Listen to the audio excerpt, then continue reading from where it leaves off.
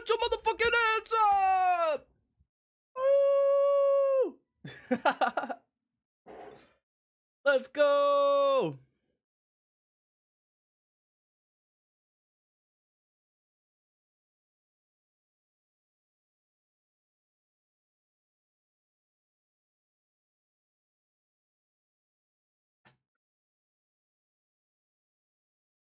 Hello! What's up, everybody? Hi! Oh my god. Hey, I'm almost on time. Almost on time. 5:30. I said around 5. I said around 5, right? Okay. All right. I promised around 5.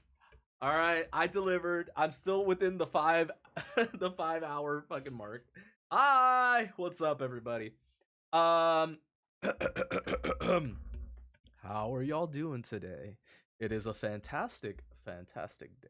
I'm feeling pretty fucking good right now. Not because I had like 5 cups of coffee before going live. I still have like a little bit left over.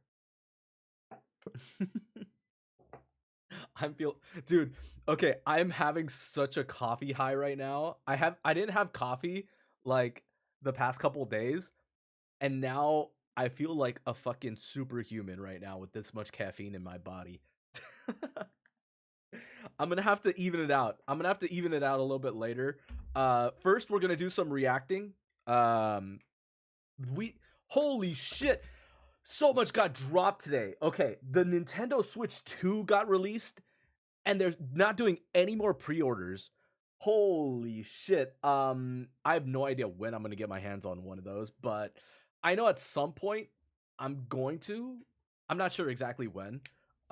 Because my friend group doesn't necessarily play Switch, which is the very sad part. I don't have a like core group of people that like still play any of those games. I am open to like finding a couple of people though. As far as like that goes. Shit, man, I was just thinking about this, but maybe I should start hitting up those like I see there's like these websites for like meetups and like I forgot what it's called. Is it like meetup.com or something like that? But people are always like posting up like board game nights and shit like that up on there. I'm so afraid of like utilizing that though. I'm so afraid because you never fucking know who you're running into on those apps. It's so awkward and random. Um, so here's the plan. I'm gonna be eating dinner right now while we're reacting to the state of play. And then after the state of play, I'm gonna brush my teeth. By that time, I think Henry might be back. So when he jumps into the Discord, I'm going to if he jumps into the Discord, we're gonna run some Expedition 33. I think this might be the final boss fight. I might be at the very end. So after I complete this boss fight, there's about 50 levels of grinding that I have to do before I can challenge the secret boss or something. But if I defeat the secret boss by Sunday, I get Stellar Blade for free. And then we're gonna play that. We're gonna run it back and play Stellar Blade.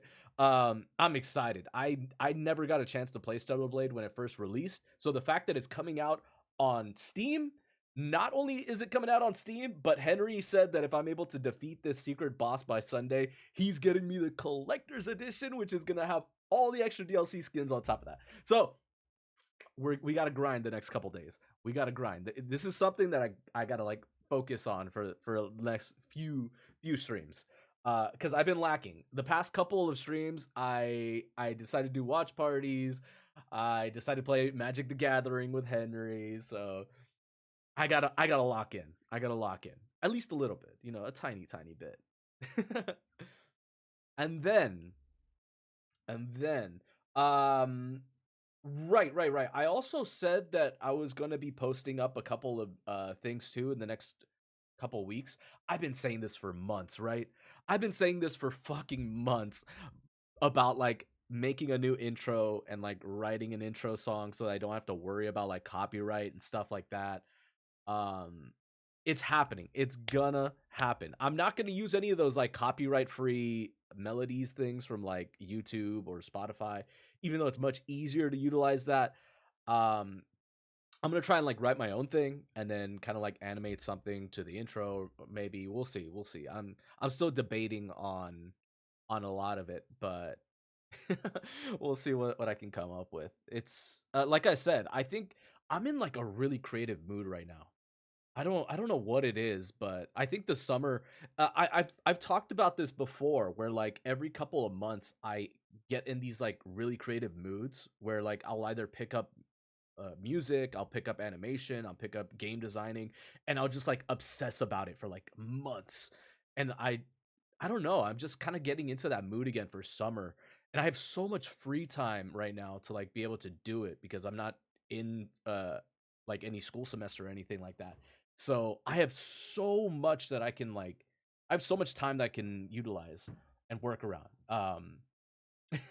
Yeah, because when I'm usually in school, I have to work around three different schedules. I usually have to work around my work schedule, I have to work around my school schedule, and then I have to work around my gym schedule. Um, Now, as far as for school goes, don't even I don't think I really am required to like go to anything. I'm not even focusing on general education. All I'm doing is just trying out like different things and like learning stuff that like I never could learn outside, I guess. Like the past couple semesters I've taken After Effects, editing, animation. Um I finished up all my English and writing and script. I haven't done script writing yet. I might get into that. I haven't delved too far into like theater. I only took one theater class like years ago. I got like a C in it. But they wanted me real bad for that theater department. I remember when I was studying theater, they were doing they were doing a show of Midnight Summer's Dream. And they wanted me to play either Oberon or what was that little the fucking uh the little fairy's name, the Plutnik or something like that. I forgot what his name was, but yeah, they wanted me to like either audition for one of those. I wasn't in the position to ever like do it, or like I wasn't confident enough to really do it either. Um, at that time, I mean, I had terrible fucking teeth, man. I think that has been like one of the best fucking decisions of my life. I don't know why it took me so many years to like fucking handle it and take care of it, but I feel so much better about myself. I've lost so much weight over the past year, man. I feel so good. Right now, it's so hard to knock me down because I didn't just like fucking work to get to where I'm at, like, and it like happened right away. It's taken me such a slow, progressive like crawl. And now looking back on it, I'm just like, fuck, I feel good. I'm still not at where I want to be. I'm still not where I'm at want to be. But like, I got like, I got the ball rolling in a sense, if that makes anything. Um, I still am aiming for a six pack by the end of this year. That is happening. That is happening. I'm actually so close. Holy shit. I was looking at my like progress. Oh, fuck, I want to show you guys pictures so bad, but the pictures are so embarrassing.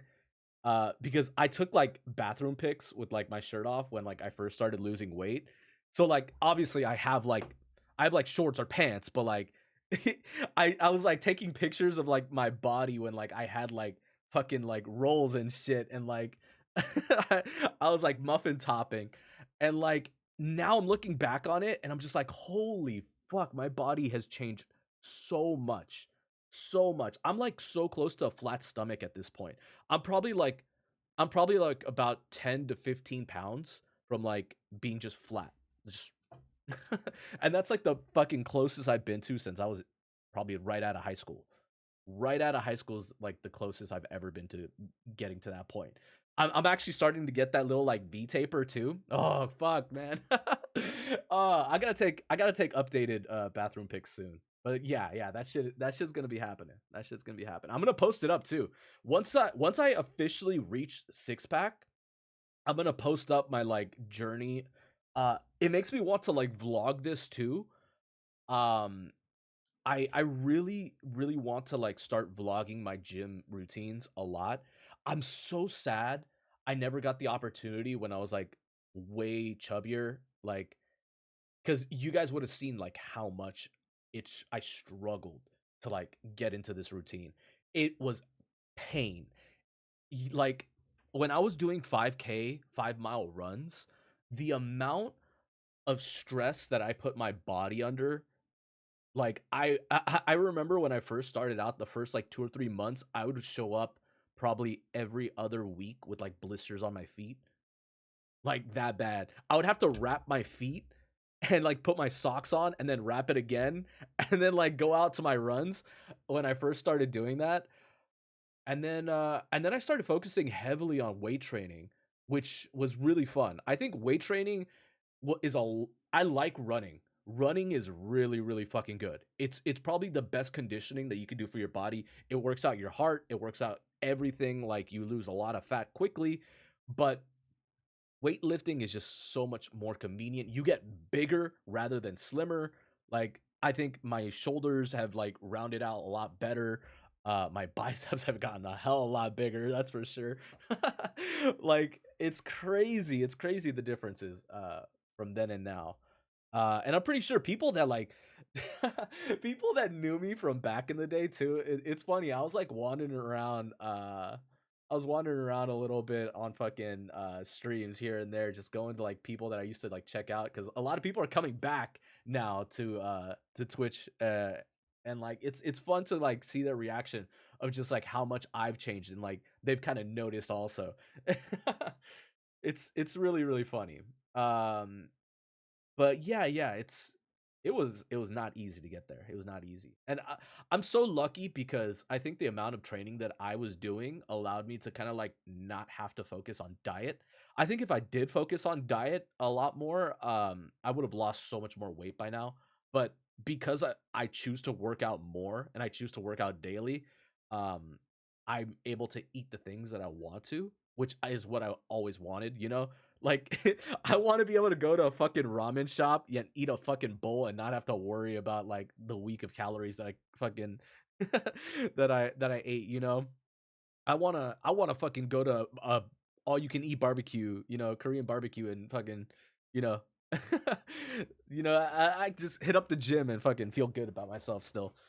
That's okay with me. I'm okay with being like a like on that little like I'm fit, I'm capable, and I got a little chunk. I don't mind that. I don't mind that. A little bit more to squeeze, right?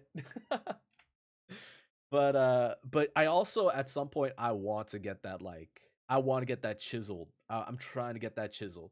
At least once in my life. Once in my life I want to do like perfectly fit. And then I don't know. I don't know. Who knows where I'm gonna go from there. I think once I go like a couple of months being like the fittest I've ever been in my life, I might just kind of like dull down on the exercising a bit to kind of get like have like a slim look, but I never want to go back to like where I was at before. I never want to go to like, excessively overweight how I was. But yeah, no. I think this is good. This is good. And I'm fucking yapping at this point. So let's get into some of these reacts because it's been a while since State of Play has like released any new news for this kind of stuff. So I'm excited what they're gonna be putting out. And this is happening right before the Summer Games Fest is crazy. Dude, Summer Games Fest I think is like next week, right? No, it's this week. It's this Friday. It's crazy. They're dropping this shit right on the fucking cusp of the summer's Games Pass. Why didn't they just wait a couple days and do it like all at once? I don't understand. Um, I don't know. Maybe they're trying to like bank off of like the focus that like Nintendo Switch 2 is like releasing right now. Maybe because like all the gamers are like particularly paying attention right now because of the Switch 2's release. PlayStation's like, oh, we're here too. We're the alternative.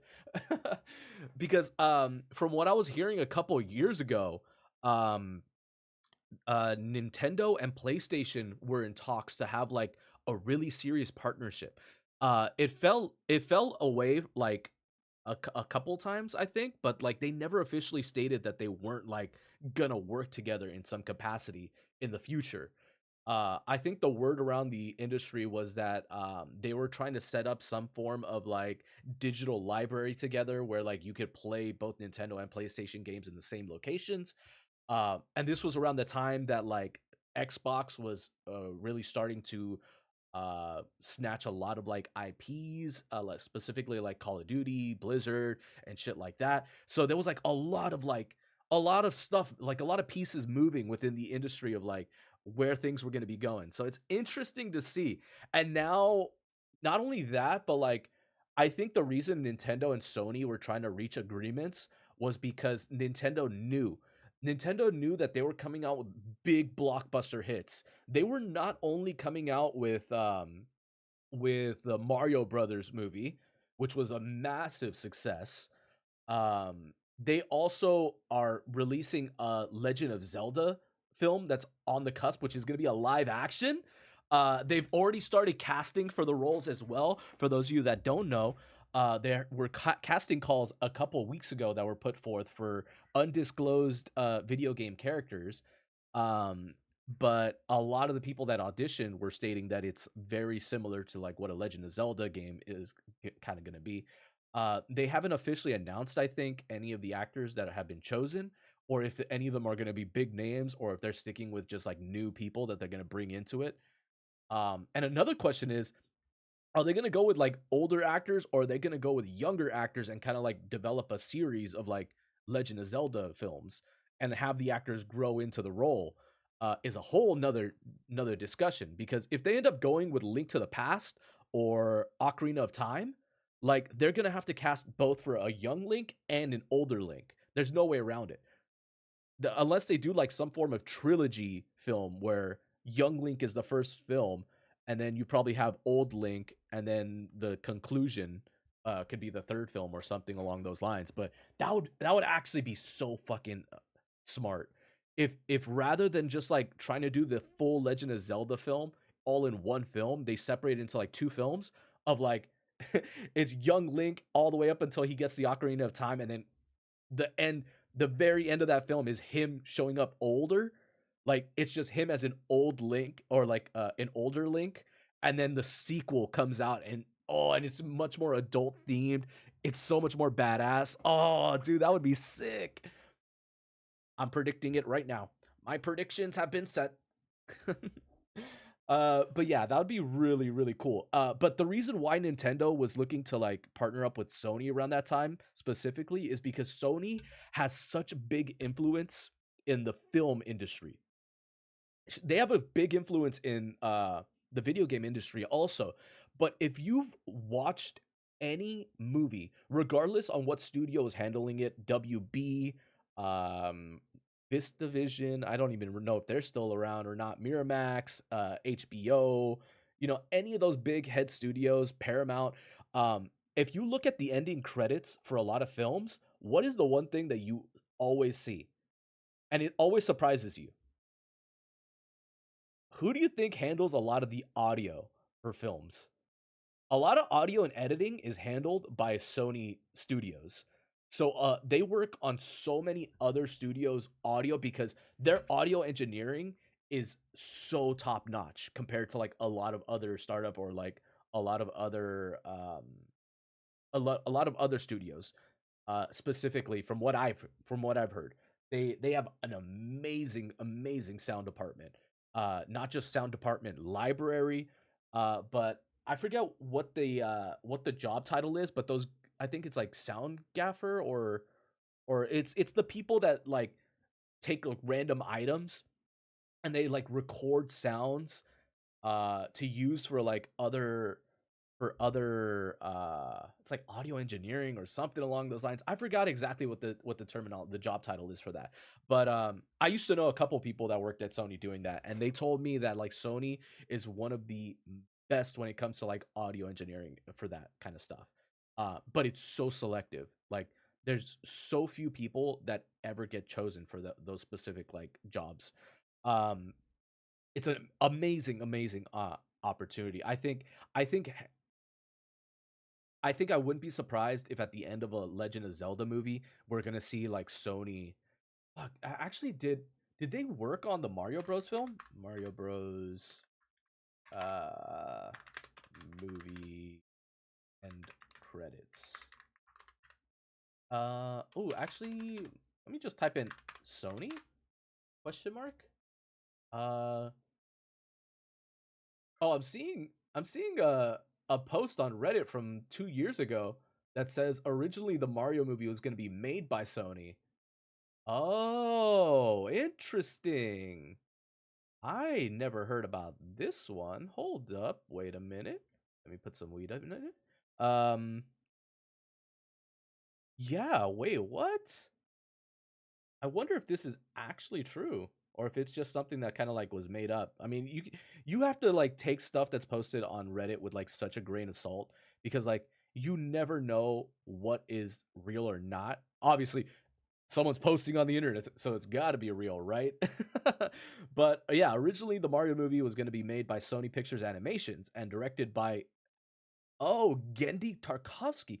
Wow. For those of you that don't know Tarkovsky, he's really renowned within the like 2D animation industry a lot. He made stuff like Samurai Jack. Obviously, I think this is like his credits: Dexter's Laboratory, Powerpuff Girls, Samurai Jack, Star Wars Clone Wars, Primal, Unicorn Warriors, Eternal. Like he's really, really well known within the industry for directing really fantastic animation stuff.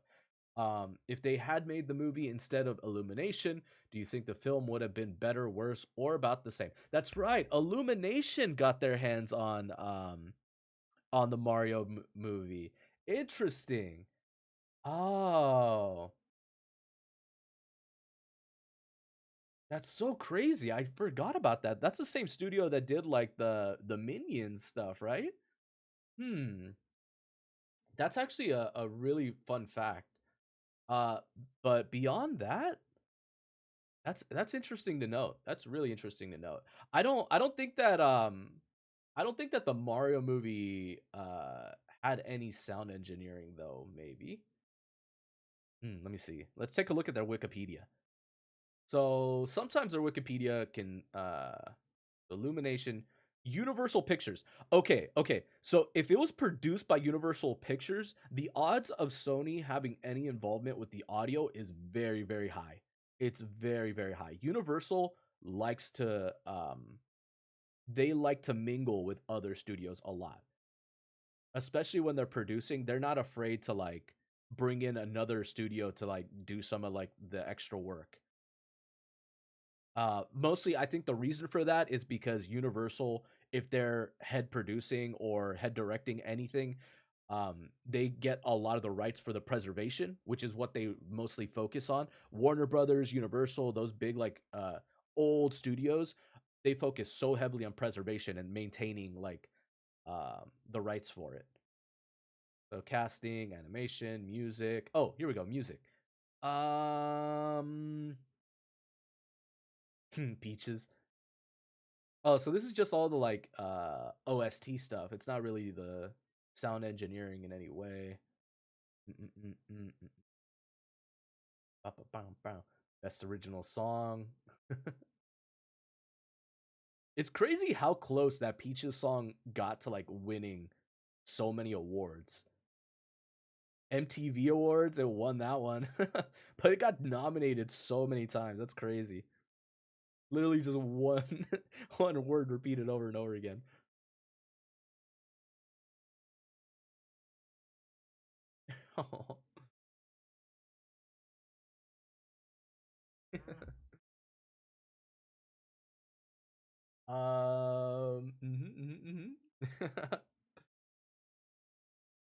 But yeah, yeah, no, it's funny. I don't pay attention to as much movie news that I used to. Like when I worked at the movie store that I worked at a couple years ago, like almost a decade ago, I used to be so on top of like movie releases. I used to be so on top of like everything coming out, what people were working on, because a lot of people from the industry would come into the store and I was able to talk about just like a lot of like secrets that were like coming out and shit. I don't get that as much. There's not a lot of people that like I talk to that are part of the industry as much anymore. Unless like I'm going into like um I mean it's you can still find some people like I know that there's like a lot of actors that have started doing like streaming and stuff like that, which is really really cool. You get like an insight into like the industry through them. It's really fun to it's really fun to kind of like see that stuff though. uh so as far as like Sony though, I don't know if Sony had any involvement. Well, if I'm not mistaken, I think Illumination is kind of like the NBC division of Comcast. Okay, so if we follow the rabbit hole a little bit, and you follow Illumination, uh, it's a division of. So its parent is Universal Pictures. Uh, a lot. Who owns it? Who owns it though? Comcast, I think still. Comcast is crazy. Okay, Comcast, if they didn't have their hands in so many baskets in the industry, they would have gone broke so many years ago. I know because I had a brother that worked for Comcast for years, and he still works for the what the company turned into. Um, but yeah, at one point they were financially scraping as much as they could. Um, but it's so surprising when you find out like how much Comcast owns in like every studio, like everything, everything. It's crazy how much they have invested into. Like even if their cable network were to fail, like the infrastructure would just like go away at some point, Comcast would never go away. It would never go away. That's the crazy part about it.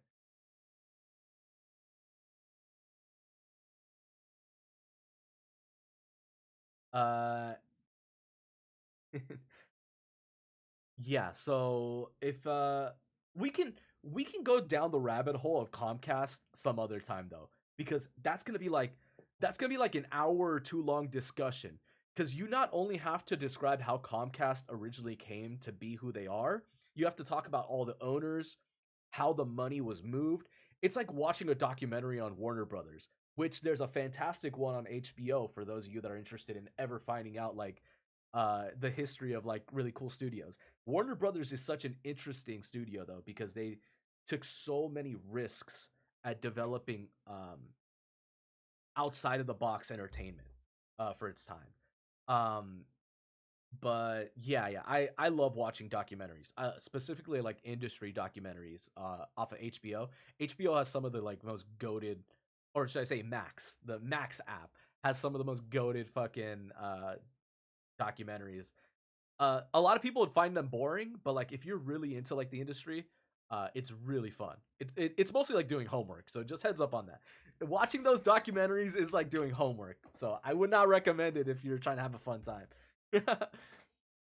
But yeah, it's cool though. It's really fun.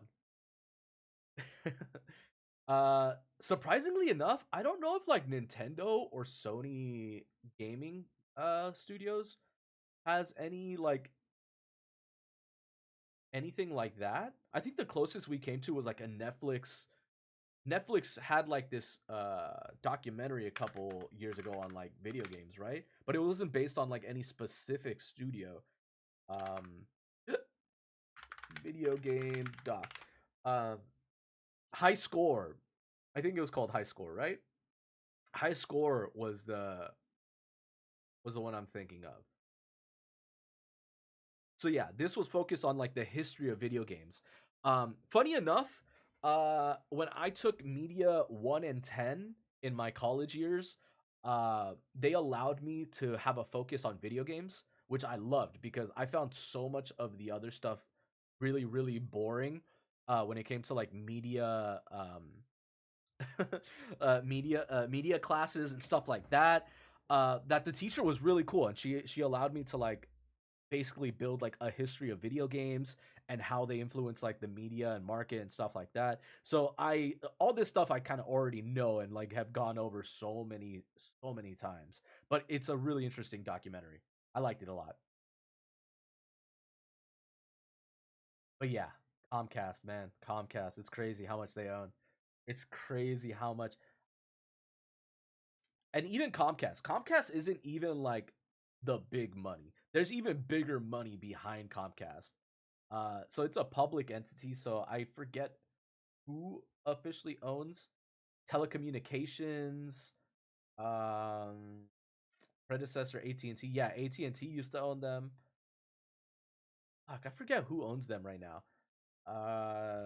Who owns Comcast? Because I know they just recently merged with like another company not too long ago. Not too long ago. Who's the major owner? So as far as like major owners go, Brian L. Roberts, business executive and billionaire. He is the chairman and CEO of Comcast, multinational telecommunications and media company providing entertainment, communications, products, and services. Founded by late father. Oh, so it was his father. Ah, I wonder if they lost the uh the business at some point and he bought back into it.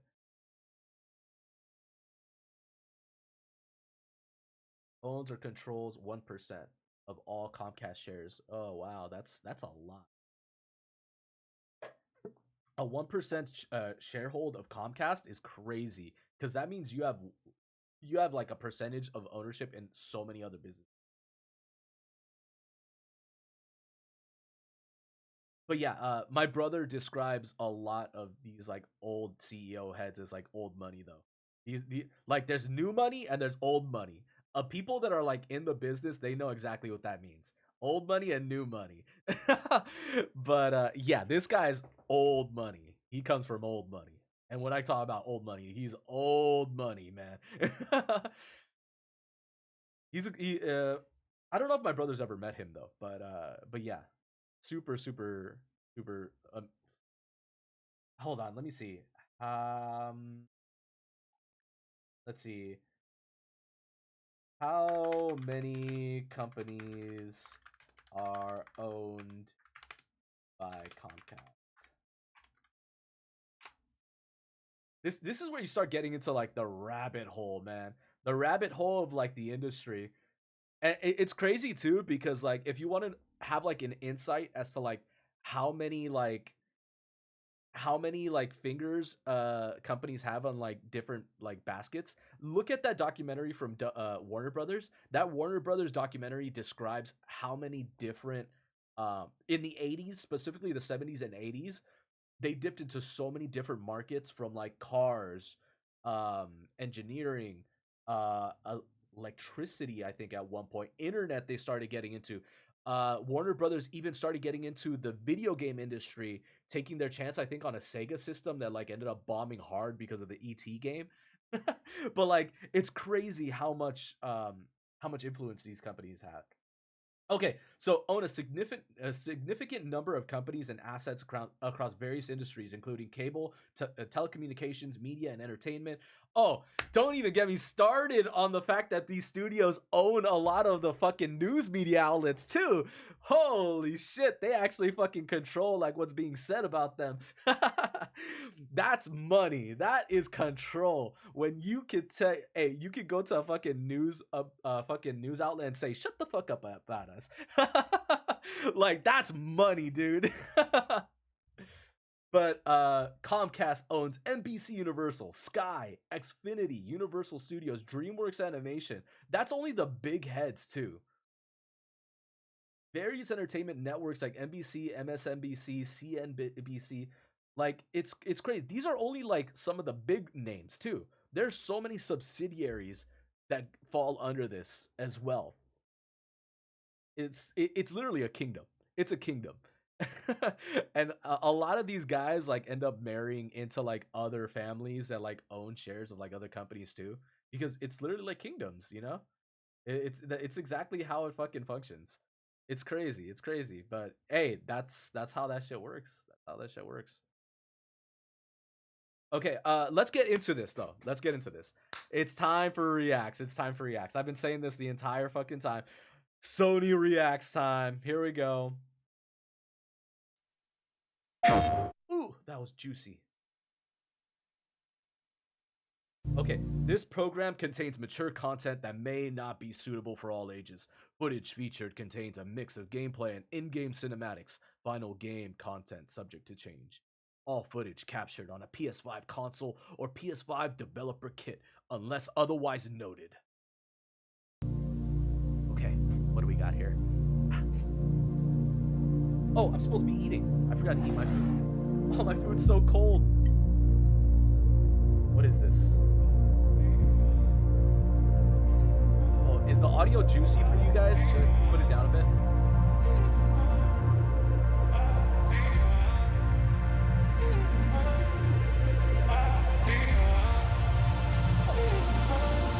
It's rice and beans today.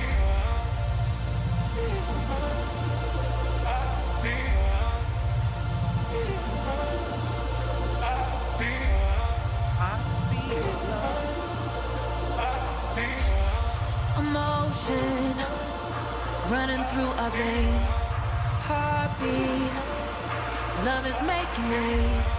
Emotion running through our veins, heartbeat, love is making waves. I'm facing my fears, not backing away.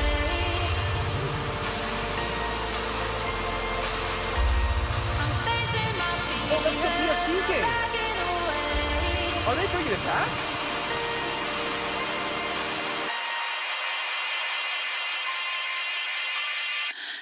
We're touching skin to skin. The bodies that we're in, we're feeling everything.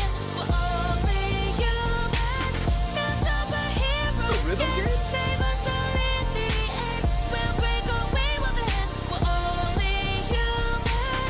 This kind of reminds me of that PSP game. Emotion running It through is. our veins. It is. Luminous is the Heartbeat. PSP game that dropped. Love is making waves. Wait, what? Dude, it's been like decades since they released Illuminate. Wasn't it a different game before? Hello from Enhance. I'm Tetsuya Mizuguchi. ディレクターの石原隆です。ルミネスアライズのトレーラー楽しんでいただけたでしょうか。Konnichiwa. この秋、プレイステーション5、PSVR2 対応で発売予定です。ルミネスアライズはバラエティ豊かな曲と美しいビジュアルが没入感を高め、いつまでも遊びたくなるゲーム体験となっています。その世界はとても心地よく、プレイヤーを共感覚の世界へと導きます。まあよくある普通のパズルゲームってことだよね。Okay, so this is a hint. This is a hint into what's going on for the future of Sony. They're starting to focus a lot on audio engineering. Pay attention to what games are being released right now, because it's going to tell you a lot of where their focus is being placed. I was talking about this before. We saw that they're starting to focus on like the video game DualSense controllers, and they're adding more tech to it, right? They have better vibration systems.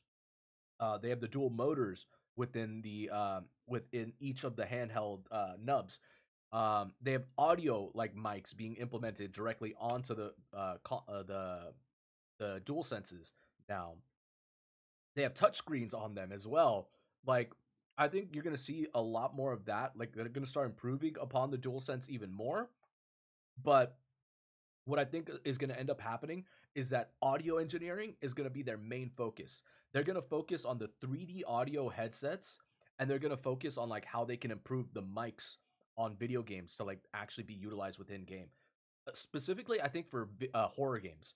Like, I think horror games are gonna benefit the most from this because games like Death Stranding, if they hear like your breath heavy, like imagine you're playing a fucking game like Death Stranding and like you're in a tense moment and like the video game can pick up that you're like like holy fuck. まあテトリスエフェクトを一度遊んだことがある人はわかると思いますが、ルミネスアライズはただのパズルゲームではありません。夏にシングルとマルチプレイの体験版を配信予定です。ぜひ皆さん手に取って遊んでみてください。Thank you and enjoy the rest of State of Play. ありがとう。ありがとうございます。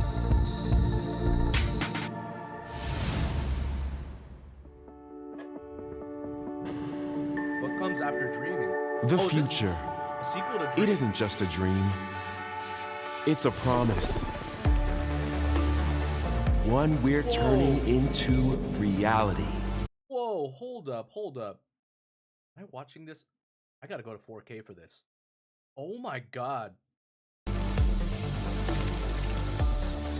With our third generation of Luna filament and advanced generative. Oh my god, look at the particle effects for some of these.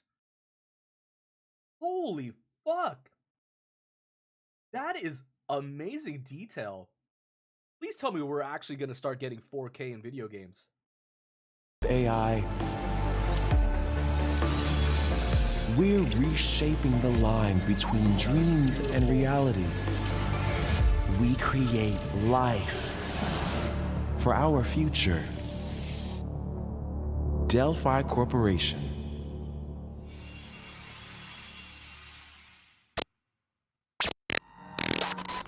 Let's see about getting passed through to Earth. And why are these things trying to kill us?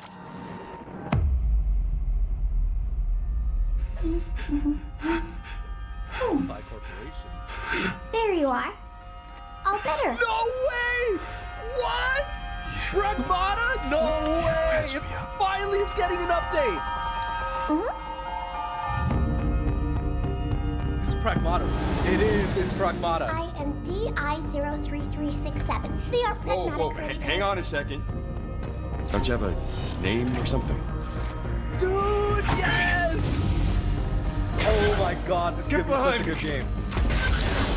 I think I can help.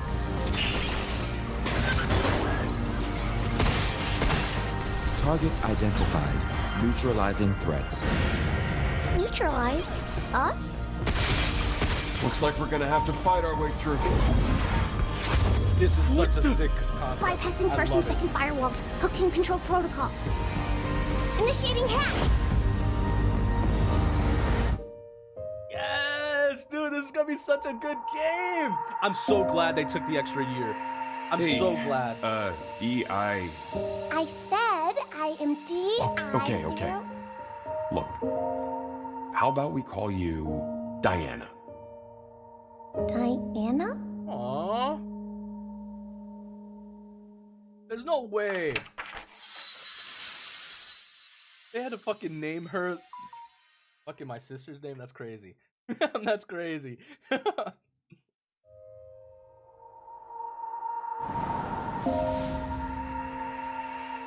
They're gonna this game's gonna make me cry, I already know it. They're gonna fucking make me love this child and then they're gonna tear her away from me. Oh, hey, today is Saturday, which means curry time. Awesome, I love curry. Speaking of curry, apparently the current president is actually a humane. What does that mean? It's okay, I'll get it. Curry I like this animation style. Romeo! Romeo, stay with me. Grandpa, you're gonna die. Romeo, listen up. You're gonna die in about 15 seconds. Seriously? Seriously, don't worry. I made this just in case. The Dead Gear Life Support System. Don't move, okay? What the hell is this game? Whoa!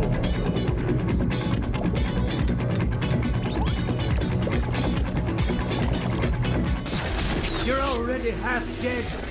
From now on, you're half dead man. No, wait, that's pretty lame. Dead man. From now on, you're dead man. Yo, this looks sick! I'm a dead man.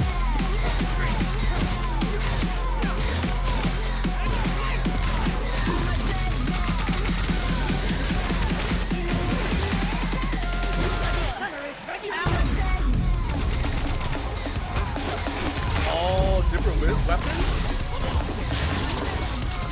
Wow. Oh my god, let's just take a second to appreciate some of these parts. This is Unreal Engine 5 for sure.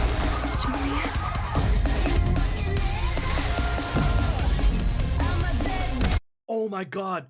You know what these visual effects are reminding me of? Holy shit. They're gearing up to release another one of them. Oh my god. They're gonna make an Infamous sequel. Either it's gonna be a sequel or a reboot. What do you think? I think they're gonna come out with another Infamous. Right? This gives me so much Infamous vibes.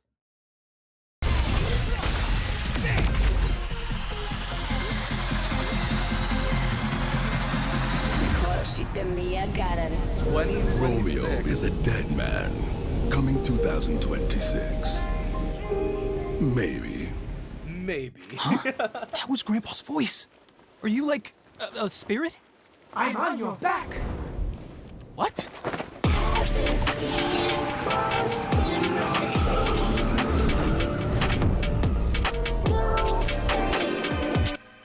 Dude, I love 皆さんこんにちは。 all the concept they're coming グラスホッパーマニアクチャーの須田剛一です。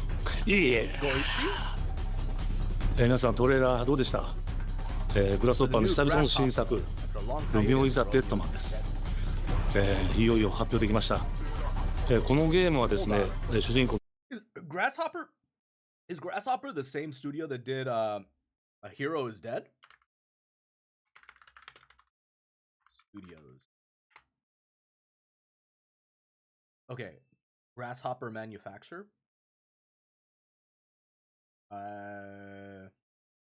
Oh, it is Grasshopper Manufacture. Okay. What other games have they worked on? Now loading. Beep, beep, beep. Boop, boop, boop. Beep, bop. Okay. Okay. Okay. Oh my god. Website's giving me a headache. Okay. This is not their first game, is it? There's no way. There's no way. Products. Oh, it is! It is the same studio! No More Heroes! Killer is Dead? Yeah, Lollipop Chainsaw. I knew I saw this fucking artwork somewhere. I knew it. It had the same... Wait, Third Impact? What is this? Shadow of the Damned? Yeah, this had these vibes to a T. Oh my god. No More Heroes, Travis Strikes Again. Yeah. Killer is Dead.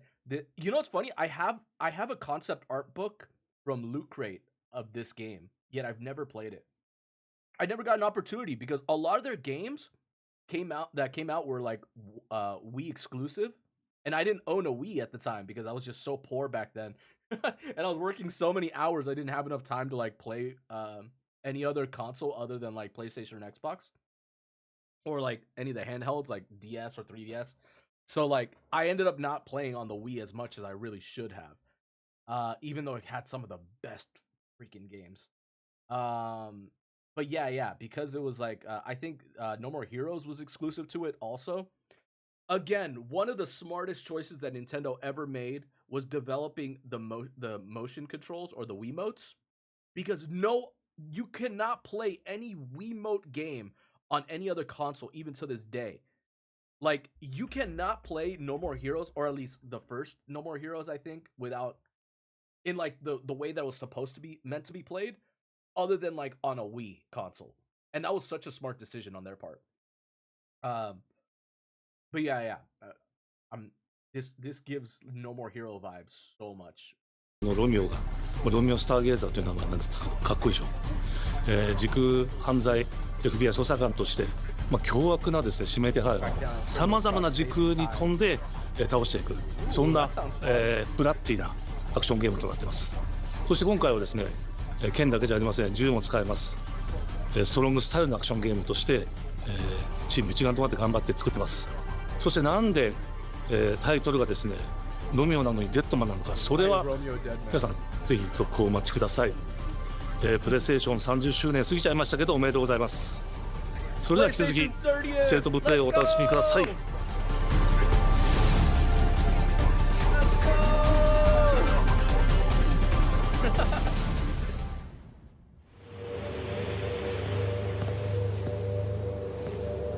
サクコ、どこ行くの？こっち通るの珍しいね。今は誰かと喋りたくて。私は後から行くね。じゃあね。じゃあね。裏切り者。Is this?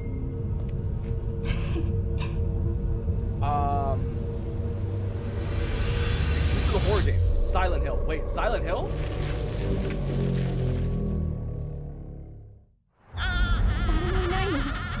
Is this a prequel that was announced like way back? 誰もいないし、気味の悪い怪物がうろつき回ってるし。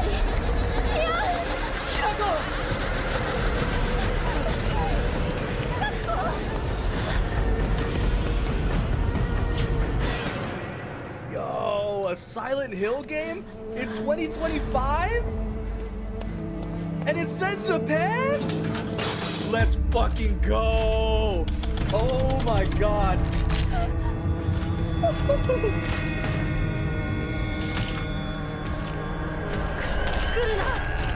So creepy.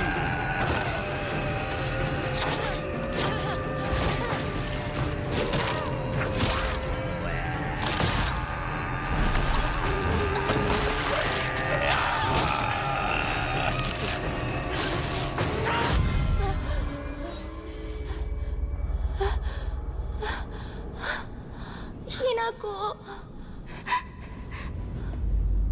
どこにいるの？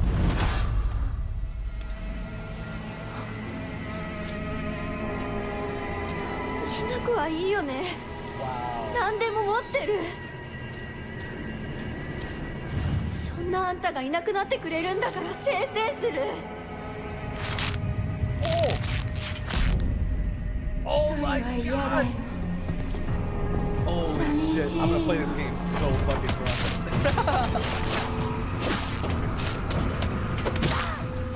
ずっと一緒だよって約束したよね。暗いのは嫌。一人ぼっちは嫌。Dude, the artwork for this looks so cool. 錯誤。 You get melee weapons in this?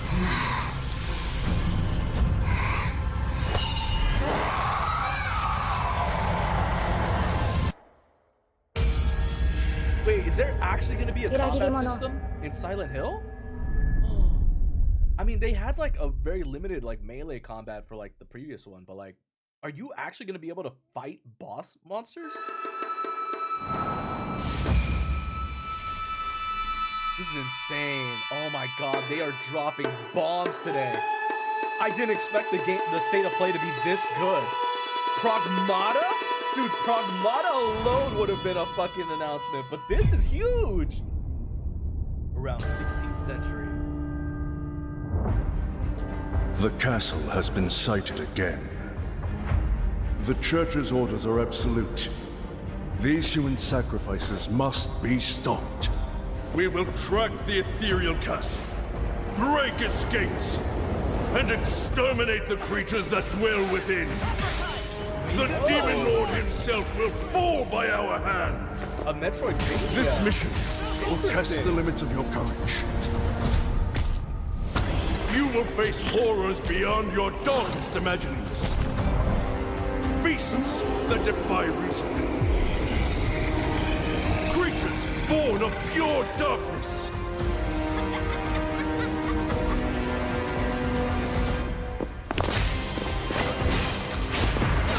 Mountain Blossom! Damn, look at that hand!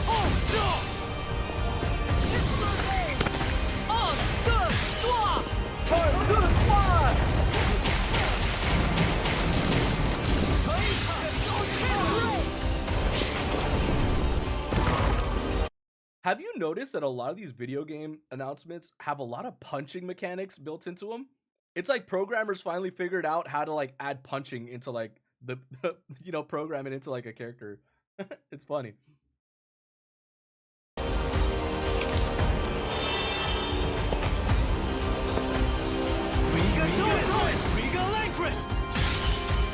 With me!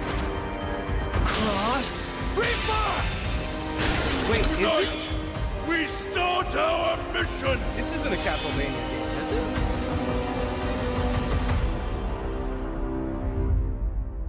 Oh, Death Destroyer. Bloodstain, that's right, Bloodstain. Oh, I never played Bloodstain. I heard it was really good though.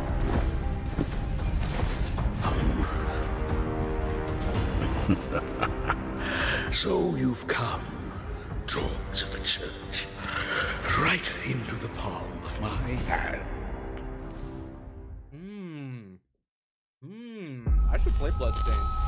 The visuals of Shinjuku that I'm seeing are a hellscape I can't quite put into words. Is it Digimon? You've somehow been sent back in time 8 years. but the situation here is critical. Oh my god, I'm Henry's counting gonna on lose you, his Agent. shit. Henry's gonna lose his shit. He loves Digimon. Dude, the Our ultimate mission is to style, dude. uncover the causality between these anomalies. It's probably a phase electron life form. Is that what you call us, Digimon? I'll always be right here with you. Who exactly are you working for? I remember you guys. Who or what is that? You really don't know anything about the digital world? We have been enemies for years now, but this is the first time the Titans have launched an attack on this scale. We now believe most of the anomalies we've been dealing with stem from Digimon. It seems the upcoming battle is truly unavoidable. The world on this end is running out of time. If the gate is opened with the digital world in such a state, the human world will most certainly be affected. Do the Titans not care about the end of the digital world? Stop it! That egg is very important!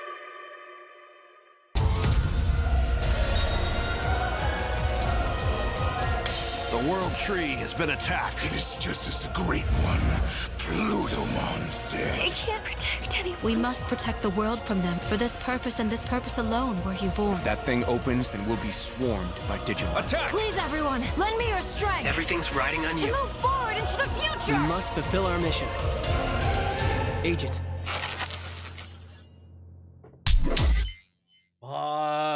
Digimon? Oh!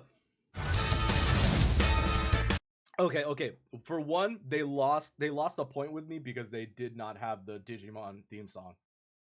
How the fuck are you gonna have the Digimon game without the Digimon theme song? Bro. The digital world.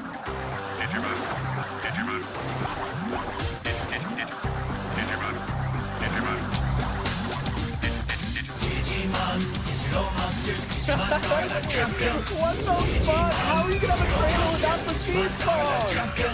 Change into digital champions to save the digital world. Digimon, digital monsters, Digimon are the champions. Digimon, digital monsters, Digimon are the champions.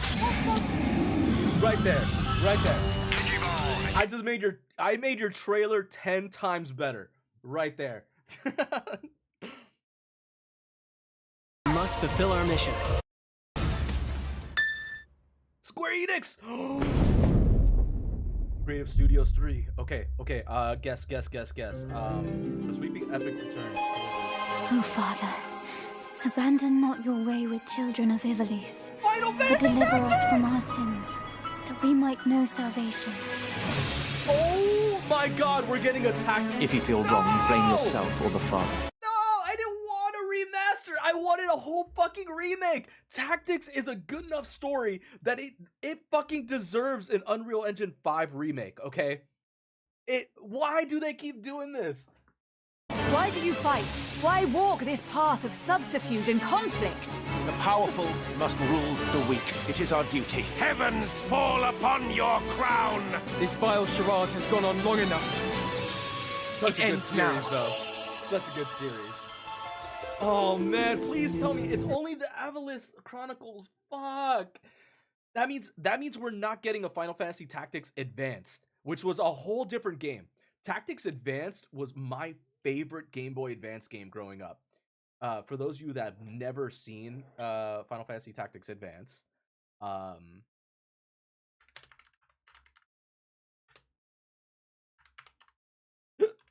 it's a whole different series. It's a whole different story.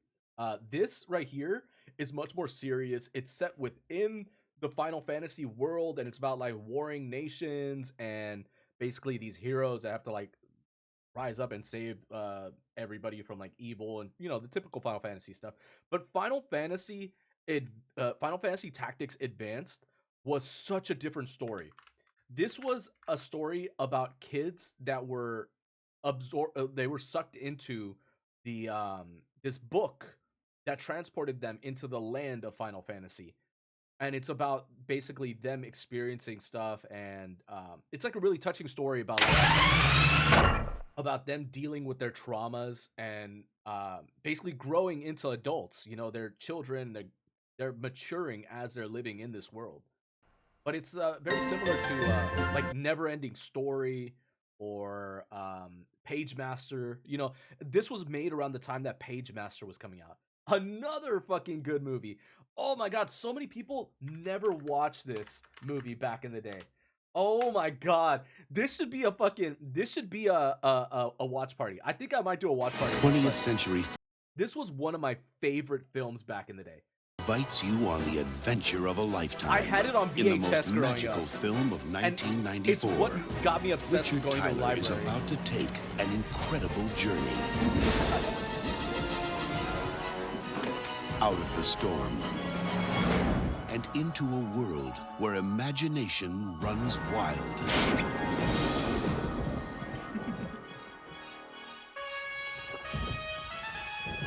Dude, this movie tripped me out so much when I was a kid. This was such a trippy movie.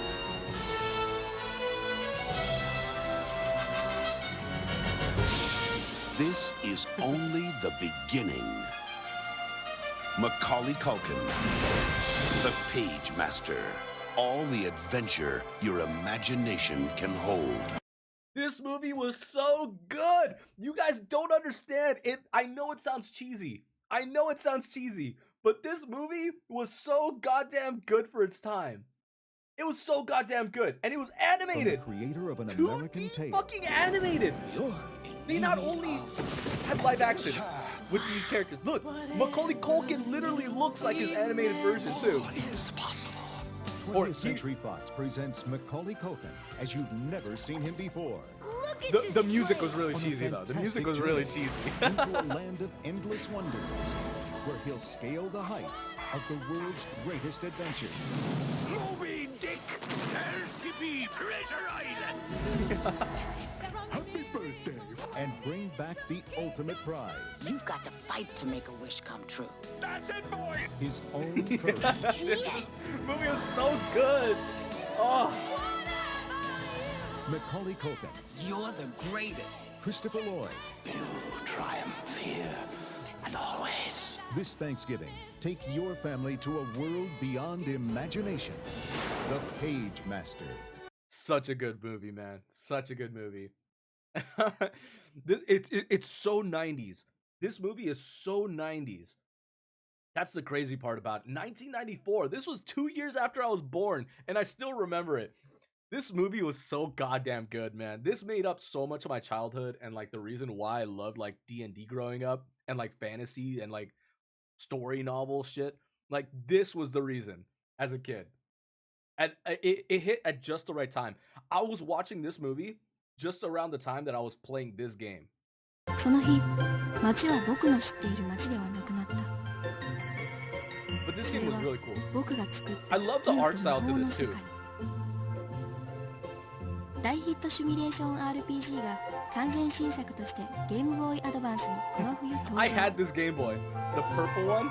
I had almost every single one of them. I had the purple one, I had the green one, I had the clear one, I had the pink one. I think for the pink one, I had the longest though, because it was the only one that was ever like available in game stores. Because all of these would sell out like that. They would sell out so quickly, except for the pink one. Boys hated buying pink Game Boys for some reason, but it benefited me in the long run because I would always buy them up. And I'd always have a Game Boy available to me. 舞台はセントイバリースという田 It 舎。 was cool too because even though I had like a pink Game Boy, I would just buy those like gummy the gummy protectors that went over the Game Boy. So it would be like a dual color. I would have like a blue and pink like outline Game Boy, and it just looks so much cooler. 町。二人は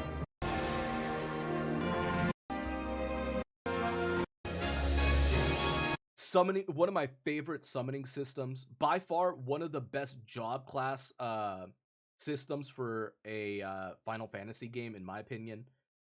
The fact that like you had to upgrade or level up specific job classes to unlock other job classes, and you had to kind of like mix and match. Like you had to do white mage and black mage level both of those up, like skills in each one of them, and then it would unlock like the red mage, and then you would learn from red mage and more in white mage, and you'd unlock like summoner, and then from summoner you can actually unlock illusionist. It was such a good, like, it's a good way of like leveling up your character. They didn't give you like the strongest abilities right away. You really had to like think about how you wanted your characters to work and like apply them. I liked it a lot. I really, really like this game. The story is also fantastic. I mean, the main character is pretty aloof because obviously they had to make him relatable to everybody. So, you know, he didn't have much of a personality beyond like, I want to get back home. But like all the other characters in this are really, really well worked out. I mean, you have a girl that doesn't want to go back because she's bullied and like she's respected in this world rather than like, you know, in the other world. And then you have like another kid who pretty much is like was in a wheelchair in the real world, and in this world he's able to walk.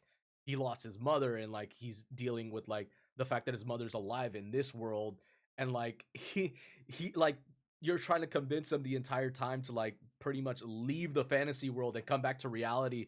And it's such a hard-hitting story, man. It's such a hard-hitting story. I like it a lot though. I like it a lot. I'm so sad that this is the only one that's getting a remake, man. Do you remember when your father showed us how to make a whistle of a blade of grass?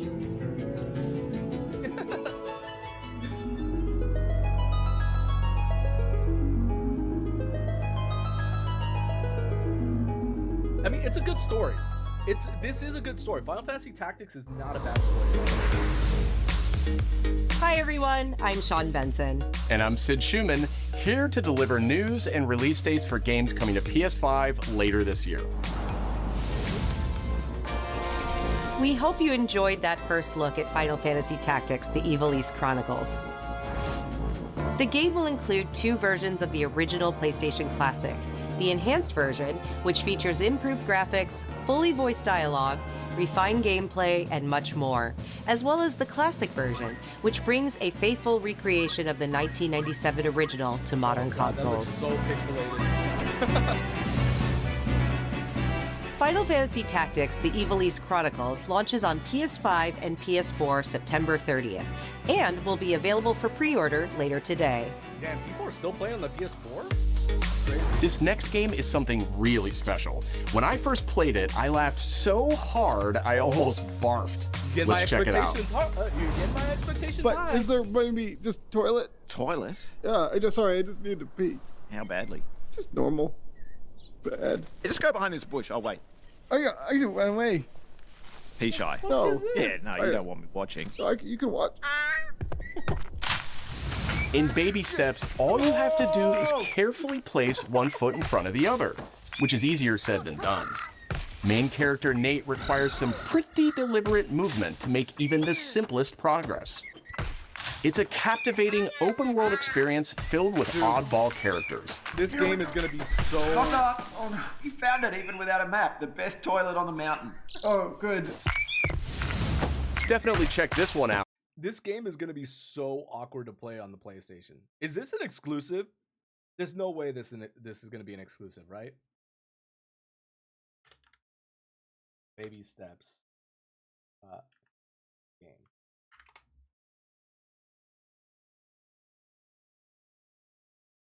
Oh my god. Microsoft Windows. It's only coming out on PlayStation 5 and Windows. Not even Steam. What the fuck? Oh my god. Dude, this game is gonna play so... When it comes to PS5 on September 8th. It's gonna play so fucking...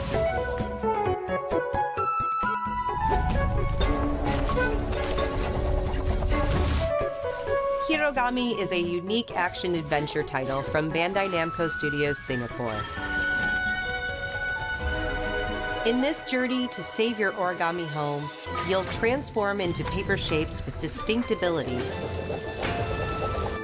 including a paper airplane, a nimble frog, a hardy armadillo, and a powerful ape.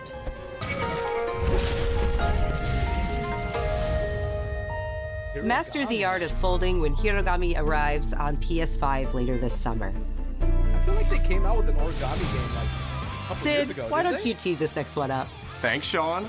The Hot Shots series has been with PlayStation from the very beginning, and its latest installment, Everybody's Golf Hot Shots, boasts its largest character roster ever.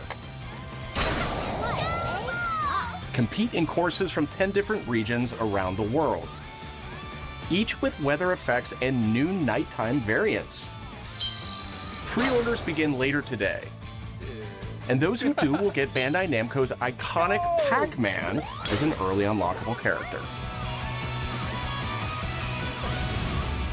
Everybody's Golf Hot Shots drives onto PS5 September 5th. Hey, this kind of makes me want to play some golf. Not gonna lie. Ninja Gaiden Ragebound is a challenging new entry in the long-running action franchise.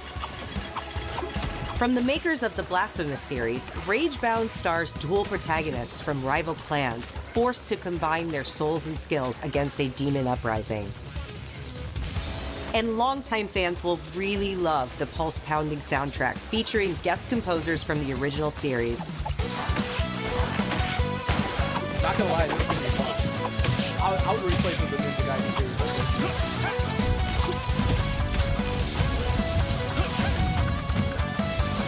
Ninja Gaiden Ragebound arrives July 31st on PS5 and PS4.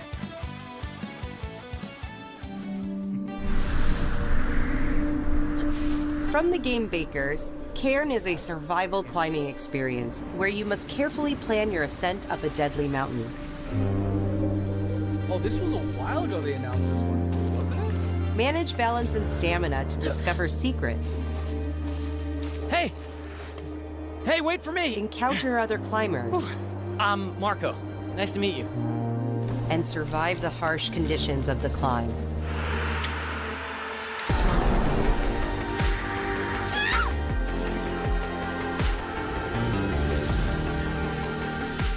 You can give it a try yourself with a demo that arrives later today. Karn was like announced a couple years ago, wasn't it? Wasn't it supposed to be like a early release for the console? That's all from us. Wonder But why it there's got pushed still a back. lot of State of Play to come. This next reveal comes from the game preservationist at Digital Eclipse. Nothing can prepare you for their next collection, Digital Eclipse. arriving later this year. Visual Eclipse. We knew pretty early on that the game was fun to play. People were excited about it. The most rewarding part of it is just seeing people react to it. We knew that we were onto something. It was such a shock to see this game. I was like, I can't believe this game exists. Old school Mortal Kombat? Oh my god. It became something that added to the mystique of Mortal Kombat. Fatality. We're showing you a part of a world that is much larger.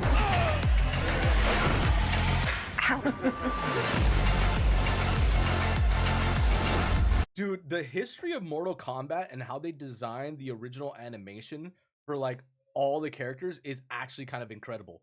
Like so much of it was like early mocap animation that like wasn't even developed yet. They literally filmed the actors doing the sequences and then animated over it. It's crazy.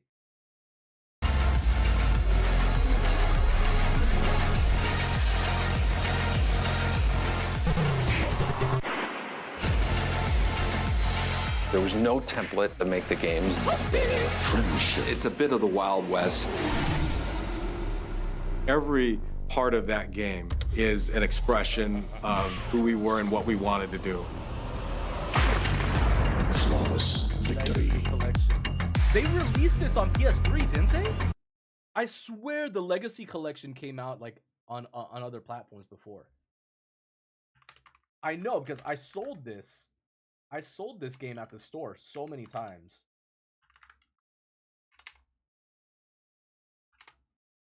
Legacy Collection. I know for a fact it came out before. Legacy Collection PS3. I think it was on the PS3 that it came out.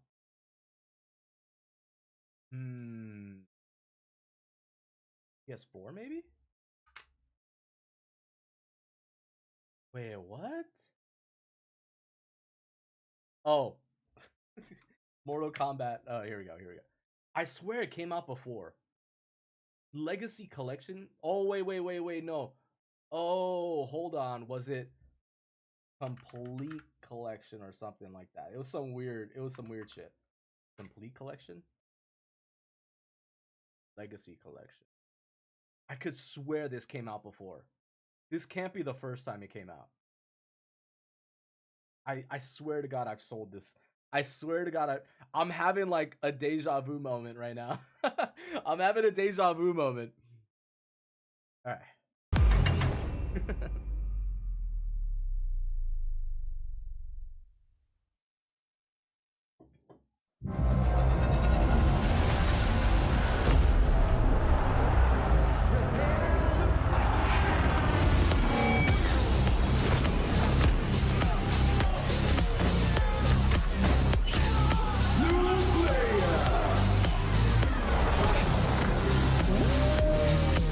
Hold up.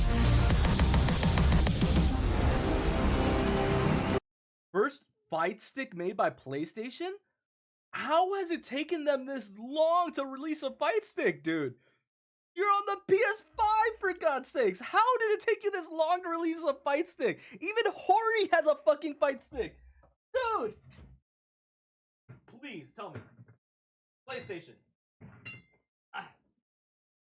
Please tell me this fight stick connects to, like, other platforms. Because if not, you're gonna have a fucking hard time making me replace this fight stick. Can it connect to the PC? Can it connect to Switch? Can it connect to Xbox? Because what does this fight stick have that other ones doesn't? Does it have some kind of fucking vibrational function? Does it have a fucking hand job fucking slot that you can insert? What is gonna make me want to buy this fight stick?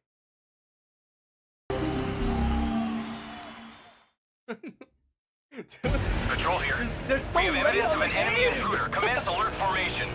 Acknowledged. Sending reinforcements. Use extra caution. That guy? I know he's close. Oh, this is Where did he go? We've lost sight of the enemy. Find him. We're under fire. Enemy position unknown.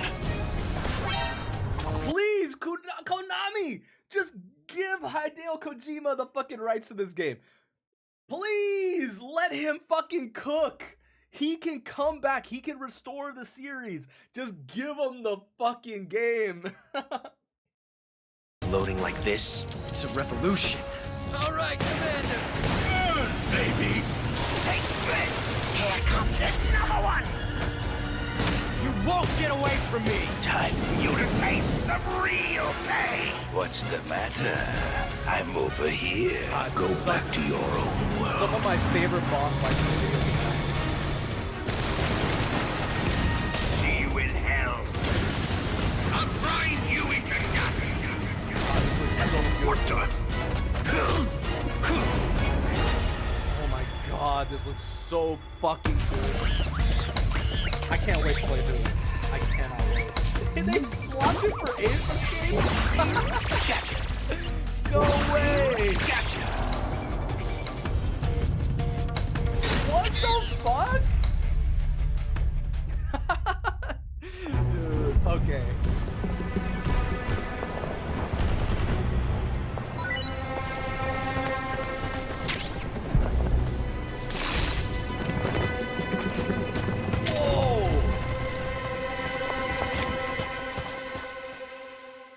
Wait, what? Spirit stones. Shining stones imbued with humankind's never-ending dreams. Since time immemorial, this power has been the impetus for human wars. What is this? This isn't Team Ninja?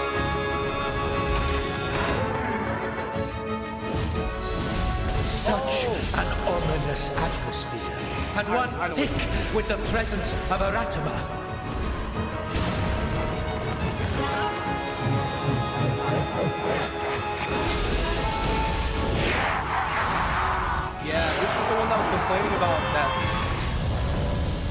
I was complaining about a couple months ago about What like how makes a shogun? everything's coming out kind of like Dark Souls. Here is my Sekiro answer. Kind of like game style. It's kind of interesting though. I like the fact that you can like switch weapons and like playstyles.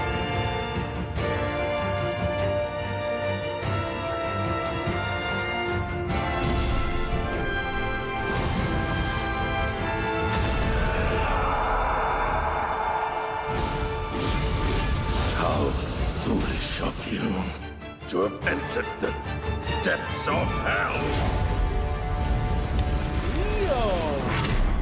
Neo 3? What? It's a Neo sequel? Who might you be, warrior? What? Tokugawa. Takechio. Oh my fucking god. I never thought we'd see a Neo sequence. 皆さんこんにちは、チーム忍者の安田です。戦国死にゲーシリーズの最新作「ニオ3」をついに発表させていただきました。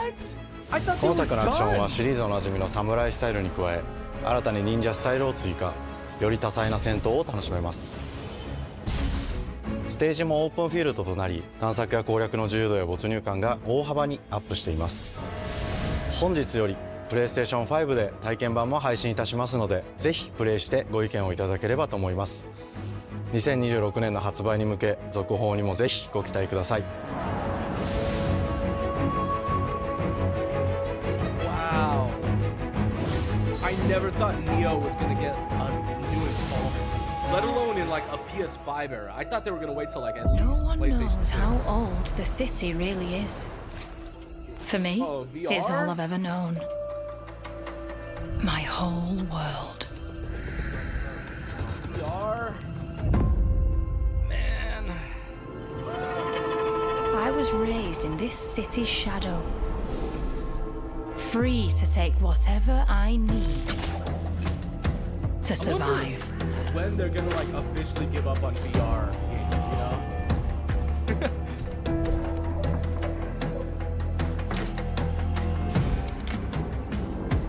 I don't think we're at the point yet where like This city hides many lost and legendary treasures. You know, I'm not gonna talk shit. Locked away. I don't have a VR waiting headset, to so be found. I'm just talking Waiting because I haven't played. to be taken. I'm pretty sure they're fun. I'm pretty sure they're fun. The VR games, man, Some they have treasures a long way to go. come VR with has a more long way to trouble go. than others.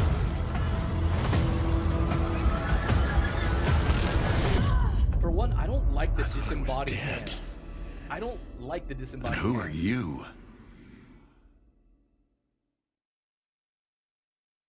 It really pulls you away from, I think, the experience a little bit. Tidewalker, are you there yet? Cleo has uncovered a formula for a cure, but she's keeping it safe in her tower. Hey, you got some hosen? Marketland seems a bit tense today.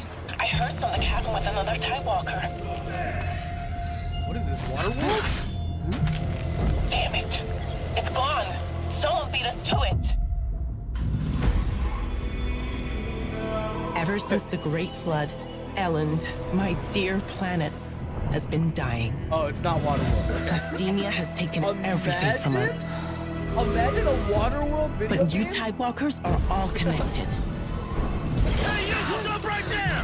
And it's up to you now to use that power.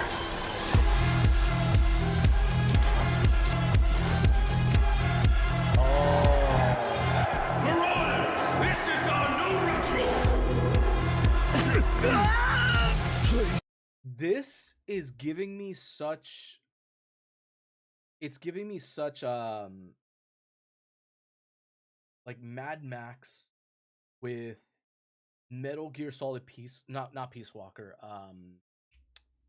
Metal Gear Solid 5, Ground Zero. No, not Ground Zero. What's another game that utilizes the base structure where like you can like invade other teams?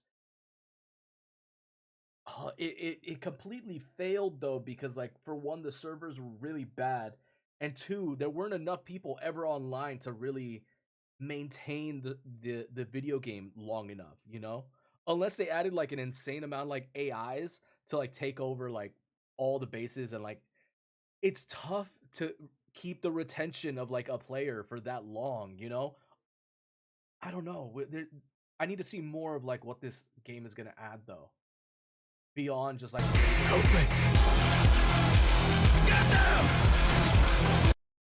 Now I'm thinking No Man's Sky. This is giving me No Man's Sky kind of like vibes.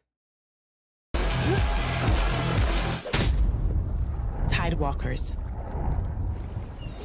will you help us?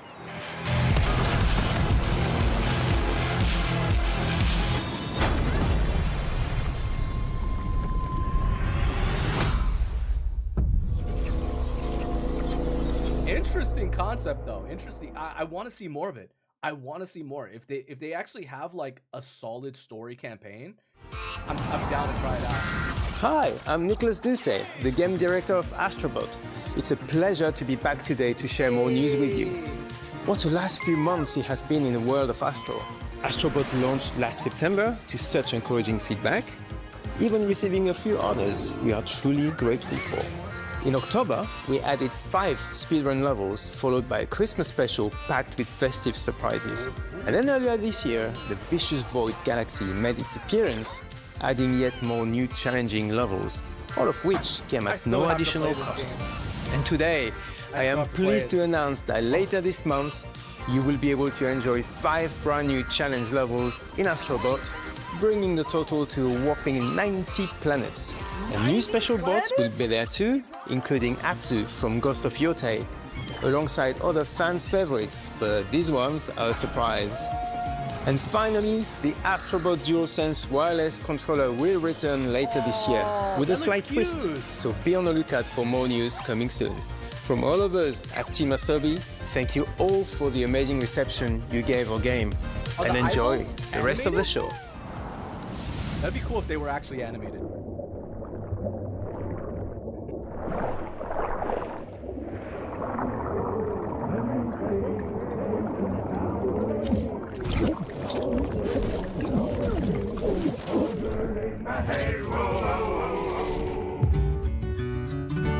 My old man always said to me, he told me, get a ship. No way. Is this Sea of Thieves? It is. What the fuck? This game is still doing shit? Just got a ship. Memories go, memories stay, chasing the sound of the waves. It always sways, it always strays, standing on the beach all day. Whoa, whoa, whoa, whoa. Wait, this is Sea of Thieves though, right? Sea of Merchants? Is this a sequel?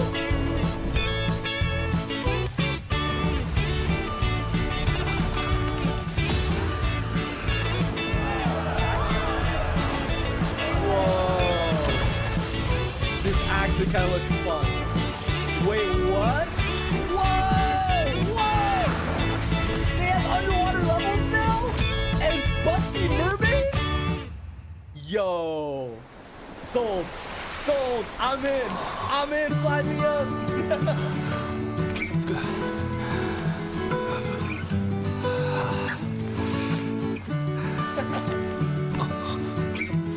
I like the character designs too. It's just... This isn't the same developer as Sea of Thieves, is it?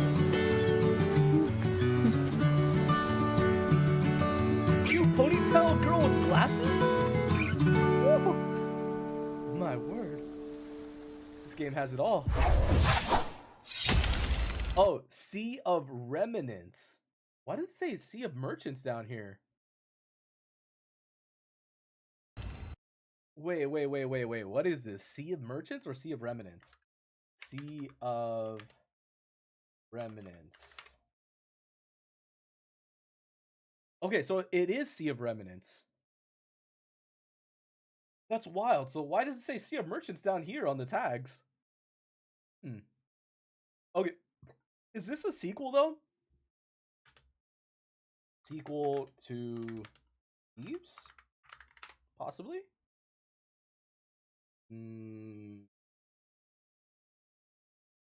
Sea of Remnants game.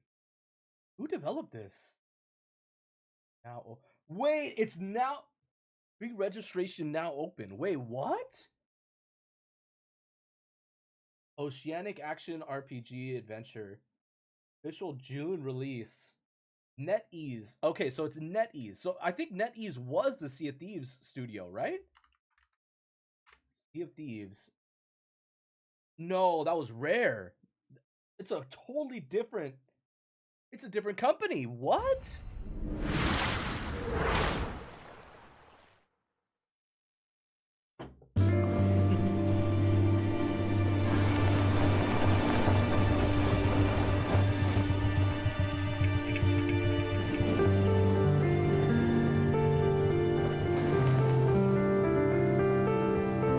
One could hope. One could hope.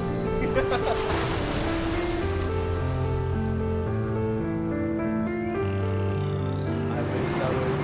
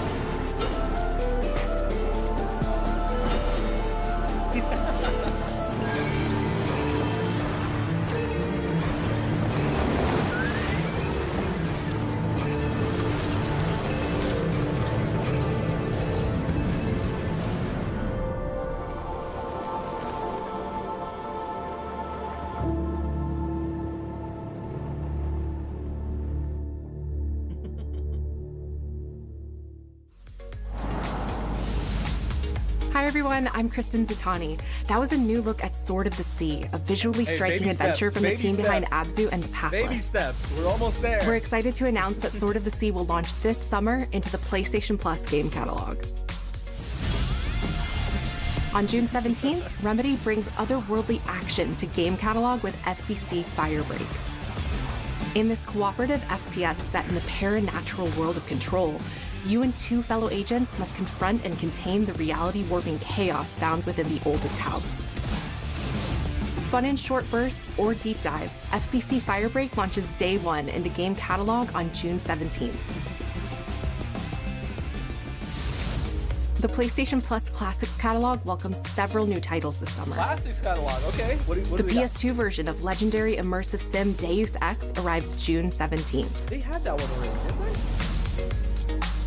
In July, Twisted Metal 3 and Twisted Metal 4 join the service just in time for the second season premiere of Twisted Metal, which arrives July 31st in select countries, including Peacock Dude, that in the was US. a fire game.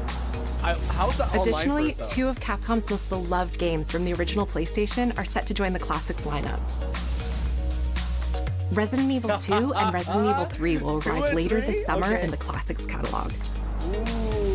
Additionally, Myst and Riven will arrive later this month as part of the Days of Play celebration, running now through June 11th.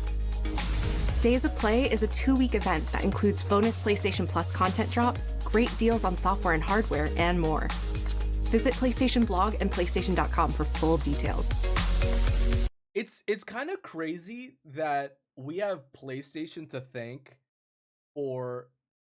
Well, it's like a little bit. It's both PlayStation and Xbox, but mostly PlayStation is the one that we have to thank for like digitally preserving a lot of the retro content, because Nintendo wasn't doing it until PlayStation decided to do it. Xbox did it a while back in their game store, but a lot of it went away after Xbox One came out. Once Xbox One came around, I think the 360 store started to kind of like delve down. So like a lot of the old school like digital retro titles didn't make it to the store. Like I don't think they had Chronicles of Riddick, Escape from Butcher Bay. I don't think they had Fusion Frenzy. you know, there was a lot of original Xbox titles that weren't available on the game store, but PlayStation was one of the few studios that actually released a decent amount of their retro library content onto the digital platform. And I think it really forced Nintendo to kind of like compete with that as well. And they started preserving it, utilizing Game Boy, original Nintendo, SNES, Game Boy Advance stuff, and like bringing it back slowly. But yeah, no, it's odd to think about, because the one thing I do like about Nintendo's digital their digital preservation library is that they actually visualize each year that these games released, and you can like literally play through the history of video games going down each year.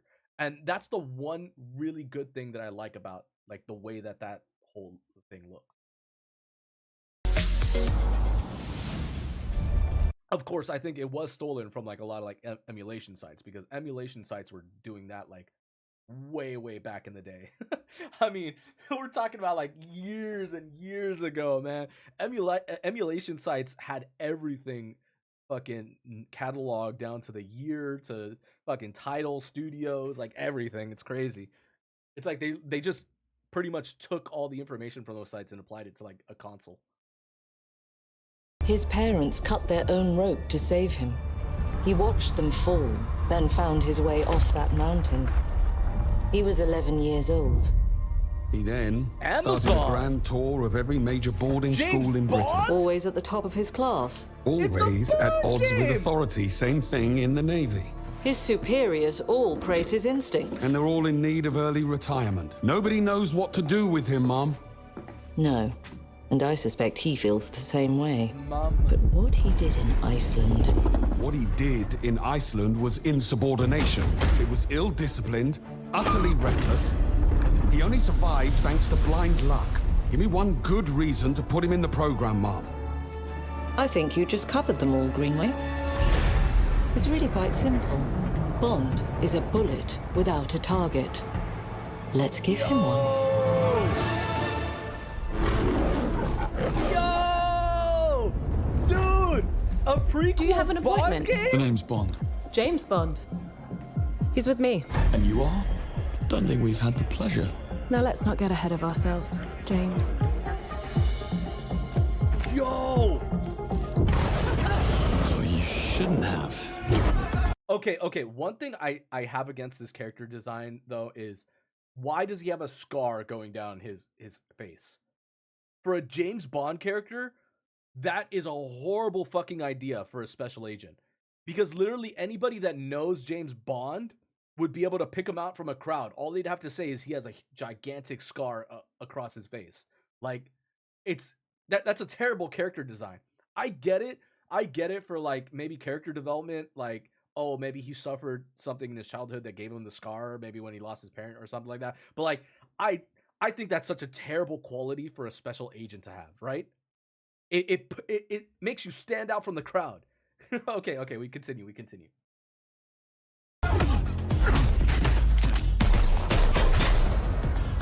We're facing a situation of the utmost delicacy. I need all my pieces on the board. Oh, this is giving me like Hitman game vibes a lot. 009 is a master manipulator. Whatever the end game is, we won't see it coming.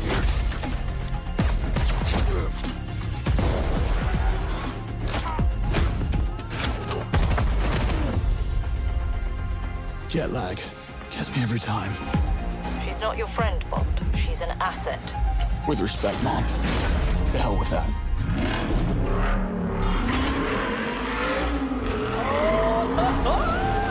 The classic car chase. Let's go.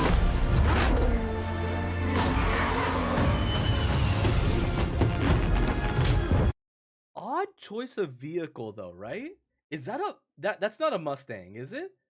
How did they not go with like a European asset, like Ferrari or? To hell with that. Oh no, that's Aston Martin, I think. Whoa! Wait, what kind of Aston Martin is this? Looks like a Mustang. Jeez! That looks clean. James? Lately, headhunting.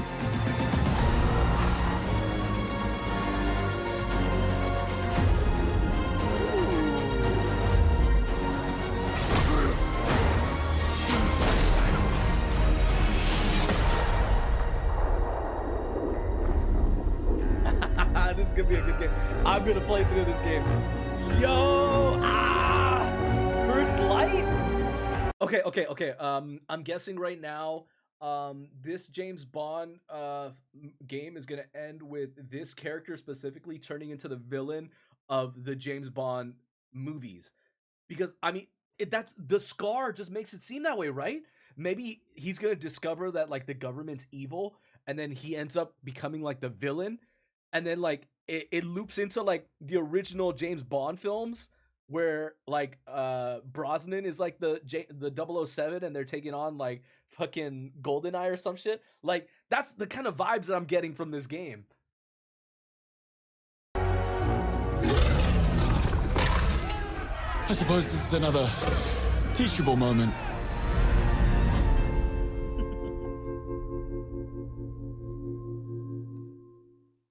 I don't like that he has that scar though. I don't like the scar, man. That's a terrible choice. Hello, I'm Hakan Abrak, CEO of Iron Interactive. The team is thrilled to announce 007 First Light. You'll experience James Bond as a young air crewman in the Royal Navy. Before the tuxedo and the martinis, as he first steps into the world of espionage, striving to earn his 00 status. This is a cool concept though. I do like this. Everyone at Iron Interactive has poured their passion and dedication into crafting an experience that honors the legacy of Bond, harnessing our 25 years of agent expertise. This is just the beginning of our journey with 007, and we can't wait to share more with you soon.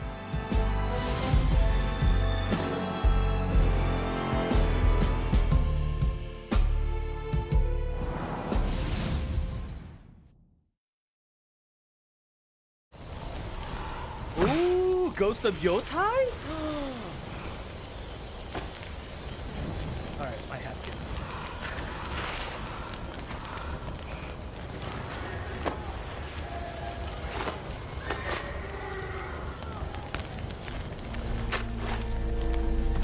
Okay, so what I want from this trailer is I want to see what they're gonna do different from the original game.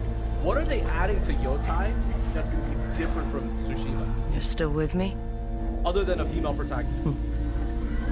Gameplay-wise, I want them to do something really cool. Are they gonna add like gliding mechanics?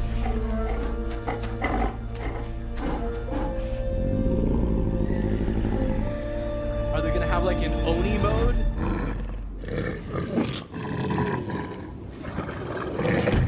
Hungry.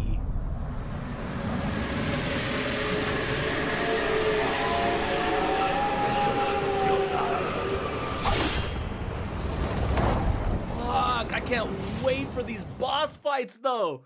Oh, the one thing I miss about the Ghost of Tsushima is like the boss fights were incredibly cinematic. 自由のために戦う。さあ、お手並み拝見と行こう。Art? 君のことは親友だと思っているが、やるしかないようだな。Okay, I was hearing about this one. I heard about this a little bit. Marvel games, okay. Come on, let me... It's Gundam Iron Man!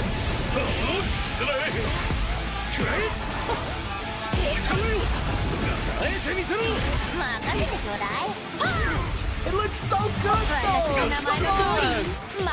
It's flowers! Oh, it looks so good!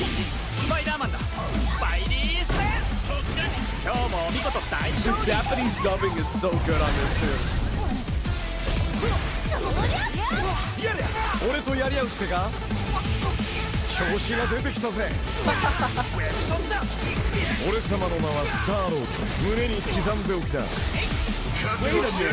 Wait a minute Hold on 俺とやり合うってか Is that the Deadpool? 調子が出てきたぜ Special from Marvel's Capcom. How were they allowed to do that? What? They literally fucking, this is the fucking Deadpool special. Oh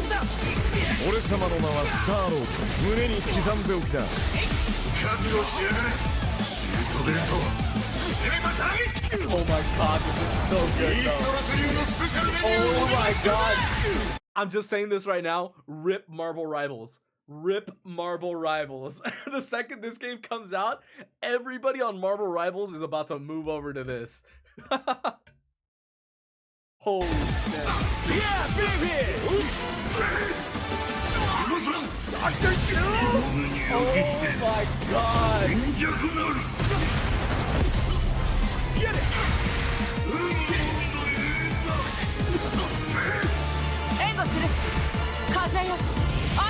Wait, and since this is Arc Systems, that means we might get crossovers with Guilty Gear. We might get a crossover with Guilty Gear or what was it? Fucking Birth and Sleep or whatever it was called. Oh my god, we might actually get crossover with Guilty Gear. And since is Artwork a division of Square Enix? Does that mean? Hold up. Let me cook. Artwork Systems, Square Enix, Kingdom Hearts. Oh my fucking god, does that mean that we're getting Marvel and Kingdom Hearts for the next Kingdom Hearts 4? Are we getting Marvel Heroes? Oh my god, we're getting Marvel Heroes, aren't we? Holy shit. Oh my god, we're gonna get a fucking Marvel world! Shit! たとえ人々に嫌われていても私は世界を守るさあ耐えられるかしら 4v4?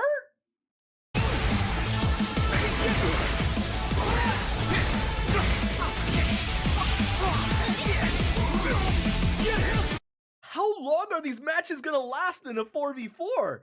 Dude, that's gonna be like fucking 10 to 20 minute matches with some of these pros. Do you have any idea how long it takes to go through 4 fucking health bars of superheroes?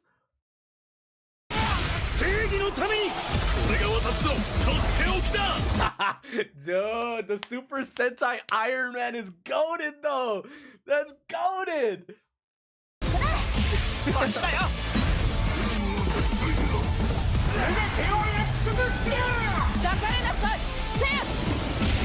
baby. 我々のチームワークは絶対に破れない。マーベル、闘魂、ファイティングソウルズ。Yo, I can't wait.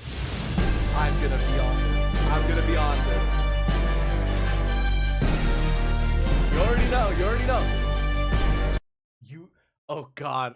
Oh my god. There's gonna be so many Marvel vs. Capcom people are gonna try and break this game so hard. Whoever is designing this game, they have their fucking work ahead of them. Gameplay wise. They better make sure that every character is well balanced. They better make sure that every character works exactly as intended, because everybody from the Marvel vs. Capcom community is going to try and break this game. They're going to try and make it a miserable experience for people online. They're going to make it so that this game is going to be so hard to compete against. Holy shit. Oh. And then we might get a Marvel vs. Capcom game after it. Hopefully. This is a good first step. This is a really fucking good first step though. They're trying new things. This is a good sign. The fact that they're going out of their way to try something means that in the future we might get even more. So, we'll see.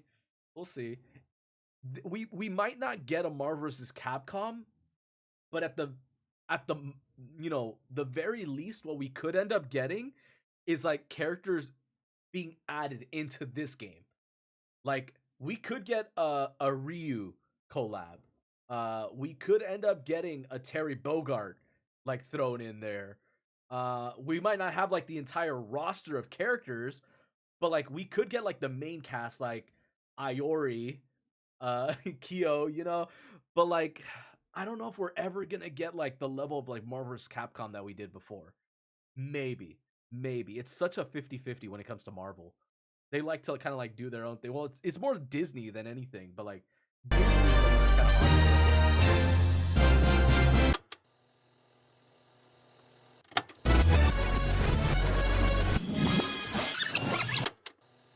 Wait, rewind.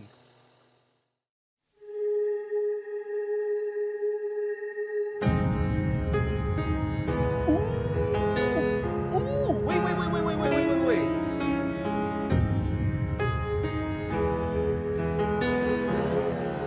What is this?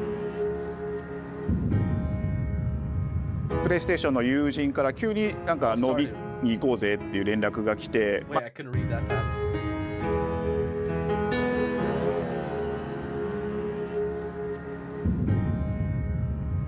プレイステーションの友人から急になんか飲みに行こうぜっていう連絡が来て、なんのこっちゃと思って、予定合わせて行ったんですけど、ちょっと飲んでる中で実はアークの方でマーベルの格闘ゲームを作ってみないかというような提案をいただきまして、いや本当に聞いた時はびっくりしましたね。で、世界的に本当に有名な IP ですし光栄だなと思いつつも、まず本当にうちの会社で大丈夫かなという不安もあり。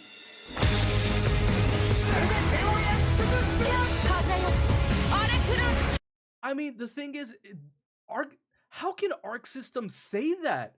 Arc System has a history of working on games like this. Like, how can they say we don't know if we would ever be able to tackle something like this when it's not the first time they've gone out of their way to like go like outside of their IPs? Hunter x Hunter, Double Dragon, Guilty Gear. Guilty Gear alone is such a good Under Night and Birth. Under Night and Birth is surprisingly really fun too as a standalone. It's not as polished as Guilty Gear is, but considering Under Night and Birth only launched like a few years ago, it's still really, really well done. surprisingly. But yeah, what else? DNF Duel. I never had a chance to try out DNF Duel, but DNF Duel I heard was really, really fucking good. I saw a couple of people playing the game. It was around the time that I didn't really have enough money to spend, but yeah.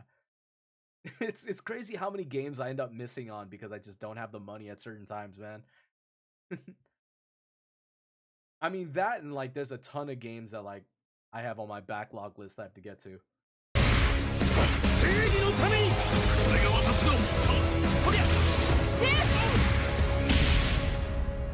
Back at it again, the inspiration for working on this project really came from a place of pure fandom and wanting to say, why isn't PlayStation in this space? So PlayStation approached us with this vision to bring Marvel back to the forefront of the tag fighting genre. This is the new generation at Sony. Senior Product Development Manager. This is the new generation. So a lot of people don't know this, but there was a lot of people that recently kind of like either chose to retire or have moved on to like other studios and stuff like that. So this is like the new wave. What we're witnessing right now in like PlayStation is the new wave of people that are coming in and really making the decisions. They're approaching very cautiously, but you see that they're kind of like making a lot more riskier moves than some of the older generation did, which is kind of interesting, right? Like, I'm looking forward to what this next generation of leadership is going to bring to PlayStation. And that got us really excited because we had worked with them before on successful stuff like the Marvel Spider-Man franchise with Insomniac. When it came to approaching Marvel, you have to kind of first float the idea and let them know, hey, you know, we're thinking about approaching a company like Arc System Works to make a fighting game. We'd love to partner with you to do this really great collaboration. Would you be interested? When they named the developer, that really perked up our ears. It's always refreshing to work with a team that will take on the challenge of tackling Marvel, putting their own spin on it, and they're just uppercutting that challenge into the stratosphere. And that's what you get with this team. I mean, they couldn't make something boring if they tried. 社長からも本当に作れるんだったらぜひやりたいねっていうことを言われました。まあ話を受けてしまった以上これは私がプロデューサーなのかなっていうところで。The tricky thing is that most fans, including myself, see this as a sacred genre for Marvel. The tough part is finding a partner that's crazy enough to take on the task, because you either do something like this big and bold, or you don't do it at all. I feel like I have a good grasp on their art style and how they would approach certain IPs. You come in with your kind of own expectations of, here's what I would expect to see from Arc System Works when they take on. This is such cool concept designing, man. This is so nice. I like this a lot. A Marvel IP.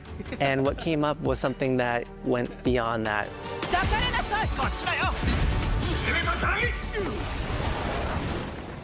一番最初にマーベルさんに提出した時はなんとなくマイケルさんの反応はあんまり芳しくなかった印象があって、まあ何がまずいのかなっていろいろこうやっぱり直接話していくうちにもっとアークのやりたいマーベルを見せてくれというような話をいただいたことがあって。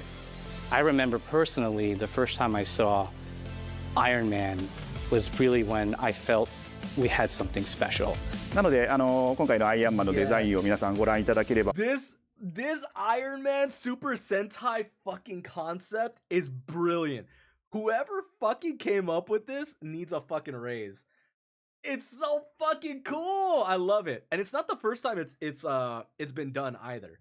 Like I think this has been implemented so many different times. But like I love the fucking anime comic kind of like inspiration to a lot of the Arc System stuff. It's really cool. わかると思うんですけども、かなりこう日本らしいアークシステムワーク。Dude, it reminds me of Gurren Lagann. Dude, it's such a Gurren Lagann reference. Dude, oh my god, I didn't get it at first. Oh my god. Oh, it's like. Dude, it's such a Gurren Lagann reference. デススパイラルマシンが破壊されたことで、この暗黒の海はすべて螺旋エネルギーに再編。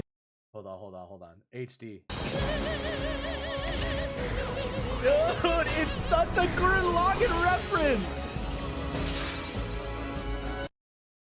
Holy shit. Final transformation. God, why are all these such bad quality? All fucking terrible quality. Let me up it to 4K. Anti-spiral transformation. Oh, it's got no English subtitles.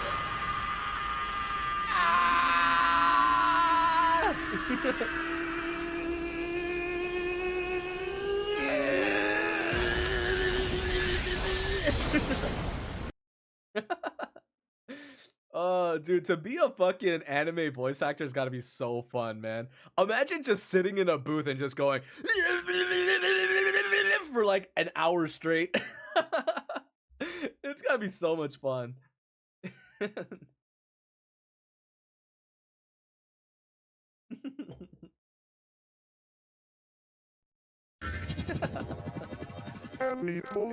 Aniplex. Whatever happened to Aniplex? Digging tunnels, day after day. That's my job. The more we dig, the more the village can expand. Ew, look, it's Simon the Digger. He's so gross. And he smells. Fuck, this makes me want to fucking watch anime again. Oh. Okay, for those of you that don't know, the only anime that I've been getting caught up with is One Piece. I've only been getting caught up with One Piece, and I haven't been into anime in such a long time because I mean I fell off of anime. I fell off of anime after my last kind of like situationship kind of thing. But little by little I've been trying. Every couple of years I try getting back into like anime. I don't know what it is. I've only been able to watch Mushoku Tensei and One Piece. Beyond that, I haven't really been getting caught up with anything else. There's not a lot. I love anime. That's the fucked up part about it. I love anime, but like I think what I enjoy about anime is watching with somebody else and like being able to talk to somebody about it. And like the only person that I've actually had to talk about like anime with is Brian. For those of you that don't know, Lazy is really really well versed in anime. He watches literally everything that comes out. Like whenever there's something like anime related, he's the person that I go to like ask for recommendations and pretty much ask about, oh, is this anime kind of like worth watching or just checking out? I use his Crunchyroll account. that's how deep it goes. I use his account. But yeah, no, when it comes to anime, I don't watch as much as I used to. I'm so well versed in the old school anime. Anything from the 90s, early 2000s, maybe even like mid 2010s kind of like area. I watched a lot of anime around that time. A lot. But anything like 2014 and beyond, I probably have not watched or finished. You know, I started Mob Psycho. I never finished the second season. I started My Hero Academia, never finished it. I started what else did I start? Mushoku Tensei I haven't even finished. I think I'm like on the last like 3 episodes and I stopped right before ending it. I have such a like finishing problem, you know? I mean, that applies to the rest of my work too, but like I have a problem finishing, all right? But yeah, no, I don't know what it is. I guess what I really like is enjoying like the climax of a series, you know? Like I can watch the whole series of like a show, but like I like to do big parties to like finish watching a show. Or like I like to watch like in big watch party kind of things to like finish watching something. I don't know. It's a weird sentiment. I think now that I'm like in my 30s, I feel a lot different from it. I know when you're in your 20s, you don't necessarily give a fuck too much about that, you know? You don't really give it two shits. But yeah, I don't know. I like the experiences a little bit more when you're like sharing it. らしいデザインっていうのが、出ているかなと思うので、マーベルの皆さんの反応がすこぶる良くて、あ、これなんだみたいないう感じで。Iron Man is supposed to be the sleek fighter jet. Think luxury race car mixed with a brick house. And the fact that they added anime mech elements to him just felt really naturally at home. One of the mantras that we have for this project is from Japan to the world, and really trying to take not just the IP, but gameplay mechanics and say, what can we really take from Japan, the creators that are doing awesome work here, and bring that to the global platform? まあ特別なところいっぱいあるんですけど、まあ本当にやっぱり強調すべきは、まあ格闘ゲームのチームバトルの中では4対4。That is so interesting. A 4-on-4 battle format is crazy. 4-on-4 is insane. These matches are gonna last like 10 to 20 minutes for some of them. というのがまず本当に意欲的で挑戦的なところだというところ。Okay, one thing I'm really hoping, I know this is Arc System Works. If you guys are listening, I know that they're gonna try and develop this to make it kind of like Guilty Gear Strive, but like they have the opportunity to create team combo animations. You know, like if you select certain people for your team, it'd be so cool if like you had like super combos that like initiated certain like animations, like how Marvel Rivals has like the partnering kind of like abilities. It'd be so cool if a fighting game had that, you know, where like you had a super combo and like you can mix up Ghost Rider special with like Storm special, or Iron Man could be like partnered up with Doctor Doom in some way, you know, like really cool little like interesting things like that would be really really fun to have. And it'd be even better if it's like secret combos that like only the fans could like figure out. It's not anything that like is described or elaborated in the video game. It's something that like you have to actually like play the game to like figure out the button combinations for. と When Arc looks at these Marvel characters, it's not simply just the visuals, it's also the gameplay mechanics and adding in that, what is that pop? What is going to be something that's different? Up until now, you've seen tag fighters that have 2v2, 3v3. We felt like we just had to go 4v4. And in doing so, we found a lot of unique and fun ways to change up the gameplay that I think players are going to be very excited to see. 今回4対4という、革新的なところにチャレンジしている中で4キャラクター練習しないと勝てないんじゃないのとか安心してください。Learning 4 characters is extremely daunting, but the team at Arc System Works has found a way to design a system that adapts to your playstyle. So you can either duke it out as just the leader and 3 assists, or you can tag in your assists to swap the leader and change the matchup on the fly. I don't think a lot of people thought this day would be here, would come. You know, this has just been an awesome journey, and I'm excited that we get to be able to share it with all the fans out there. I'll tell you right now, a lot of fighting games, they never get to experience this level of production, and it's just a dream to even be working with these two great partners. それは決してビジネスという枠組みではなくて、それぞれの強い思いの中でこのタイトルを成功させよう、いいゲームにしてファンに届けようと。The 3 companies have come together to do this, and I think we really are going to make something magical here. このタイトルですね、まだまだ開発途中ではありますが、続々とキャラクターも発表していきたいと思いますし、キャラクター以外のコンテンツというところも今後いろいろ出ていくと思います。今しばらく楽しみにお待ちいただければなと思います。Stay tuned.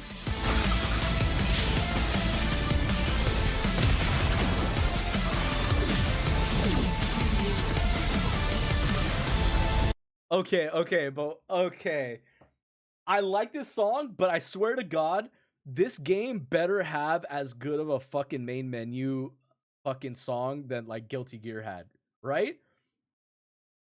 Guilty Gear Strive. Holy shit. That OST is fucking goated.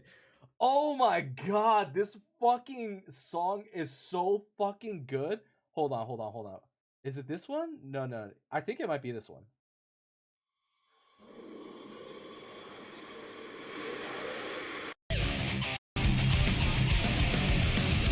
I know who I am. That moonlight lake told me this is who you are. My veins are so long. My nails are sharp on the line.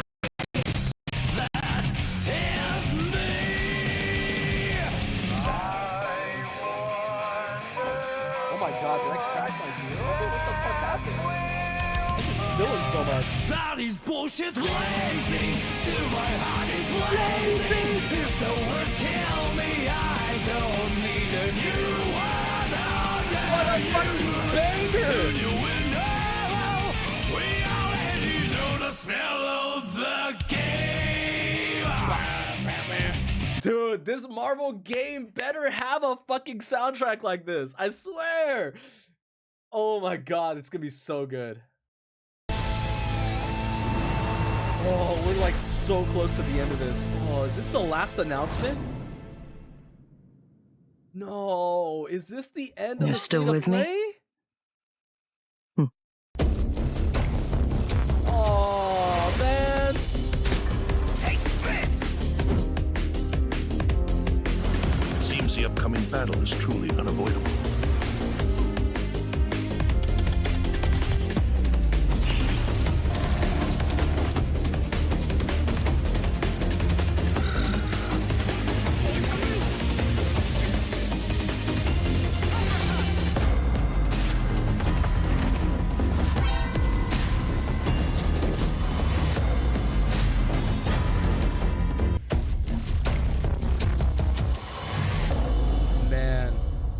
What an amazing state of play, though. What an amazing state of play. That is insane, the amount of stuff that was announced today. That is crazy. Like, this feels like PlayStation was waiting for like all the other studios to like kind of like suddenly make like announcements about like what they were going to be coming out with. And Sony just came to the fucking poker table and just said, I got it straight. Like, like, can you beat it? If you got like fucking aces, you might be able to beat it. But like, this is what we got, and if you don't got an ace, you aren't winning, kind of shit, you know? This is crazy. And this isn't even like their biggest hitters either. Like, Romeo is a dead man. Pragmata, First Light, Silent Hill, Ghost of Yotai, and this Tokon. Those are the big hitters. Big hitters. Pragmata, probably the biggest one out of the entire thing. I was so happy to see this trailer. Actually, I was so happy to see this. They pushed this back, I think, like 2 years. I think it got pushed back 2 years in a row. With our third generation of and I'm so glad they took the time to like improve upon this. Because I feel like it's probably going to be Game of the Year when it does come out. We create life. So long as the story is solid. So long as the story is solid, though. That's the thing. Delphi Corporation. This exploration looks like it's going to be really cool, too. Oh, it's such a cute. Dude, it's gonna be so cute, man. This reminds me so much of what I wanted from a BioShock remake, right? Like, everybody loved BioShock 2. The fact that you were able to play as a big daddy, you were able to like have a little sister and like escort her through like the dangers of Rapture. You had a choice-based decision on like if you wanted to harvest or save. Like, I love that mechanic for BioShock 2. And I think this game is gonna perfectly kind of like scratch that niche of like, look at this. It looks so fucking well done and polished. Like, it looks like it has the mechanics of like a Control game with like the feeling of like a Last of Us. And it's going to be mecha bosses. It's so cute. I think this is going to be one of the cutest games of the year with like the best action sequences probably. Hey, 2026. Okay. It's so adorable.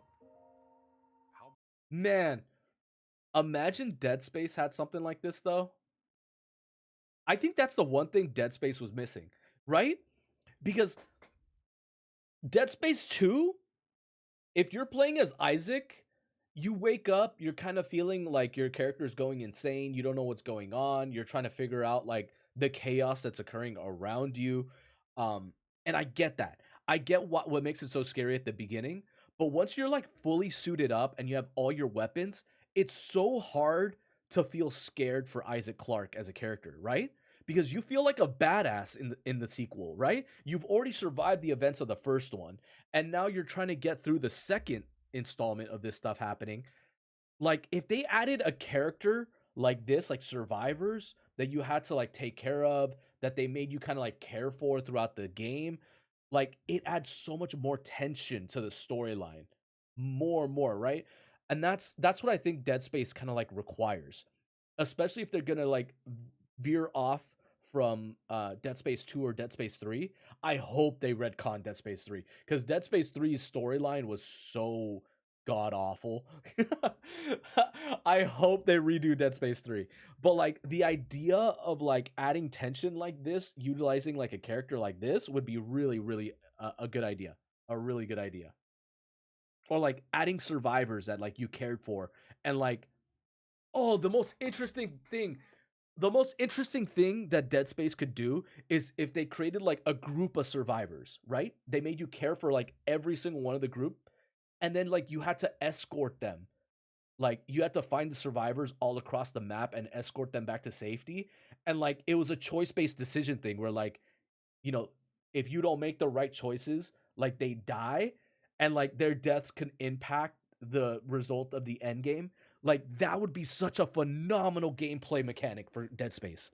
That would be so smart, because you're not worried about Isaac Clarke's character. You're worrying about like the choice-based decisions that are occurring if you don't save these people. I think that would be such a great horror mechanic. This game looks really fucking cool though. This game looks really fucking cool.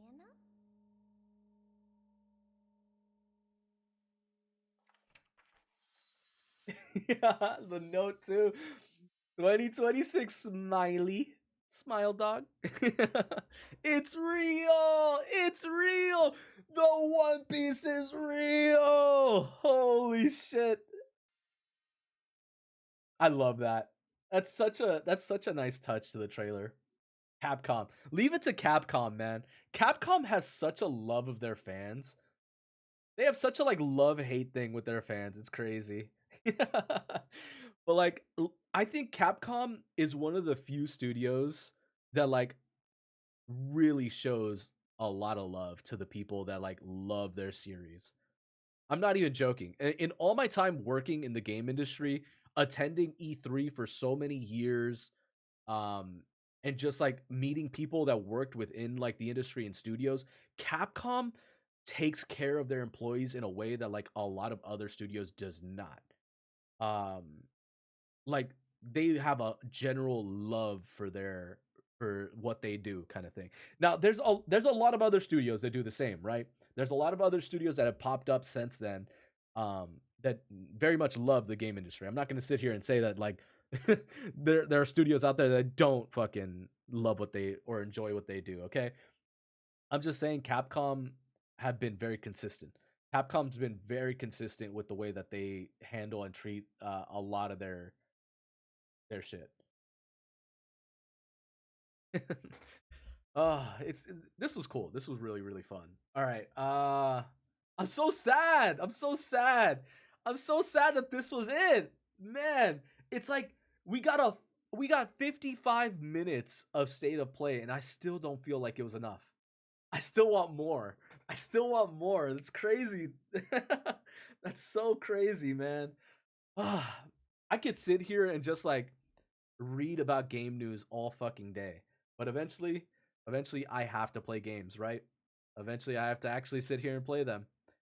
Oh, this was fun though. I feel like that exhaustion after you finish like a series that you've been like watching for such a long time, you know? My God, man. I think the come down that I'm gonna feel after One Piece ends is gonna be insane. It's gonna be insane. I don't know what the fuck I'm gonna do with myself, man. I really don't know. Fuck. All right. Oh, fuck, man. I don't know if it's the beers hitting or just like the state of play reaching an end. Cheers though.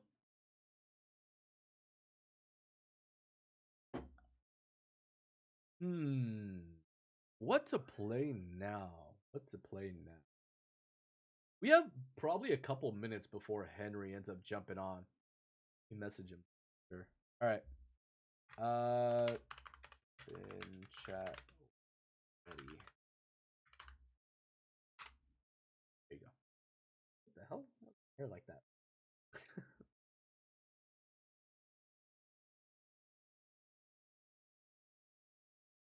Okay. Oh my God! Look at my hairline is so fucked, you guys.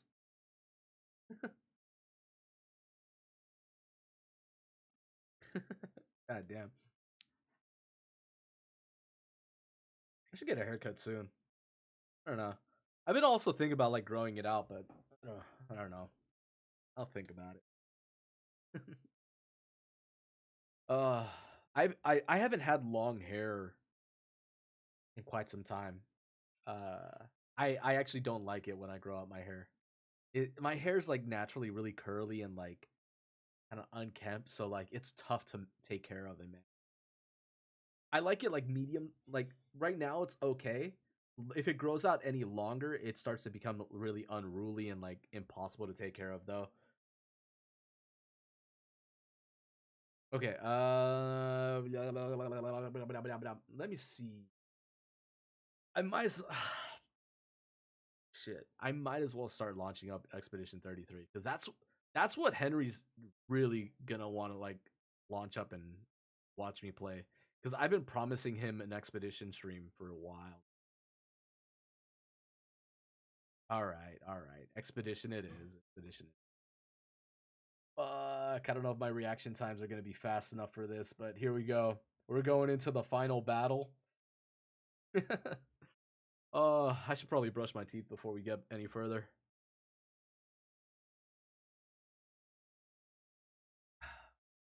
But man, I'm kind of curious. What was your guys' favorite announcement from the State of Play? Are you guys excited for anything that they didn't announce too? Because man, that was a lot of juicy reveals that they announced. It's kind of insane, man. It's insane how the industry is kind of like moving now.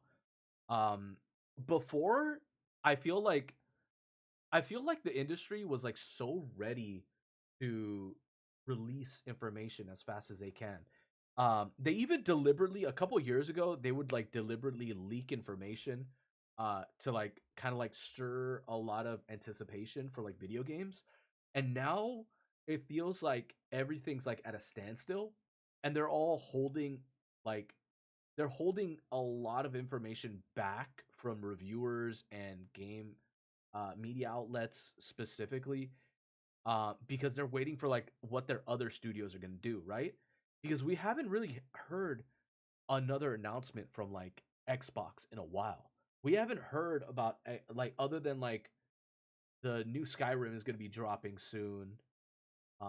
When was the last Xbox announcement that we got? It's been a cool minute since we got something Xbox related. Although we could have like more Xbox releases coming out in like Xbox announcements coming out soon in during the Summer Games Awards. I would not doubt, but if this Friday we got like a lot of Xbox announcements. So heads up on that. That's actually going to be kind of interesting. I will be streaming the Summer Games Awards, by the way, too. I'm probably not going to be able to drink during the Summer Games Awards because I might have to drive later in the afternoon. But I will be streaming. We're going to be going over some of the announcements. We're going to probably be comparing them with like some of the trailers that we watched today and shit. And more predictions. It's tough to predict where the industry is going from here. But one thing I do want to start doing is I'm going to start setting up a list of must plays of each year, because I think since 2020 I haven't been really playing as many games as I used to. I haven't been focusing on a lot of AAA game titles. Expedition 33 is the first game that like outside of like Horizon Zero Dawn. No, Horizon Forbidden West, which I haven't finished either. Horizon Forbidden West was really fun too. I haven't really played many big AAA titles beyond that, I think. I played the Dead Space remake. I haven't even gotten to Final Fantasy yet. 16 or Rebirth. Yeah, there's so many AAA game titles I need to get to. I never beat Elden Ring.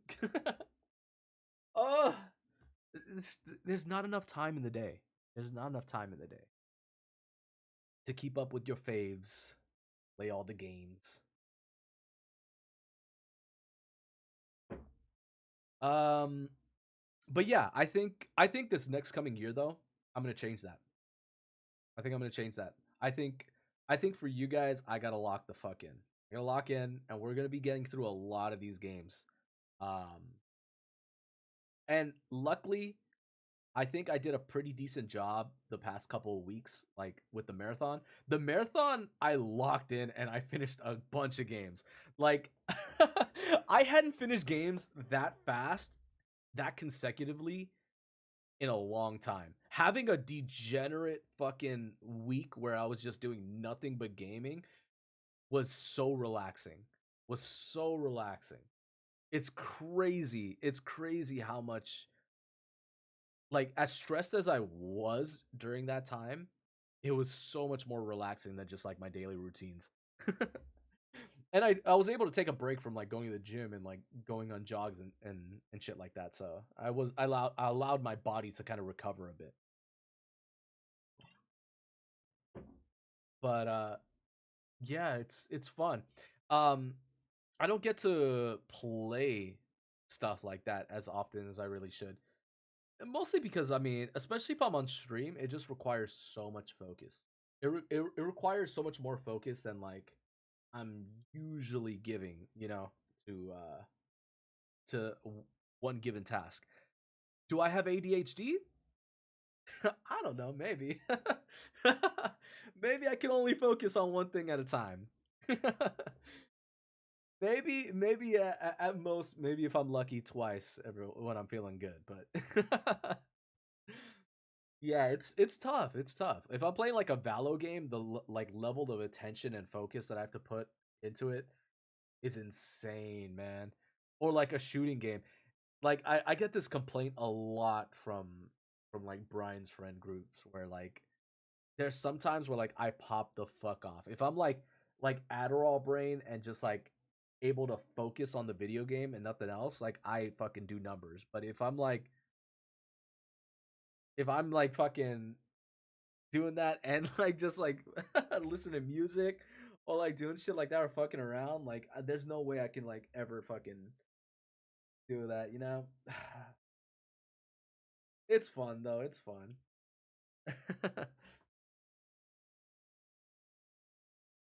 All right, but all right. So you guys know the deal. I finished the review portion of this. We did reacts.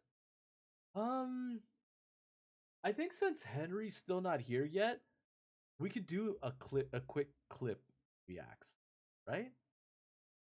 I think we could do a quick clip reacts. Let's see what's trending right now. Because last time I did clip review was like almost a week ago? No, during the weekend. Let's see what's trending.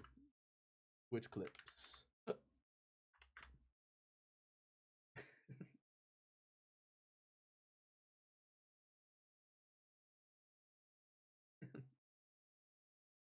Okay, let's get caught up on what's been happening. Around Twitch. All right, you guys. It's been a cool fucking minute. Let's see.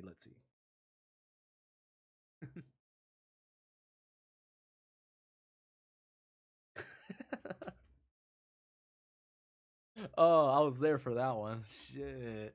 That shit was funny. GG's though. GG's. W. Yes, sir. Finish what you start. That's right.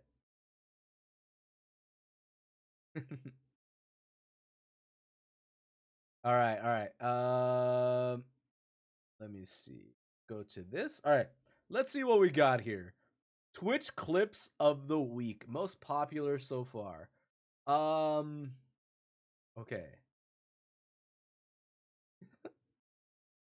All right, should I do most popular or clips of the week? I feel like we already kind of saw a lot of the clips of the weeks already.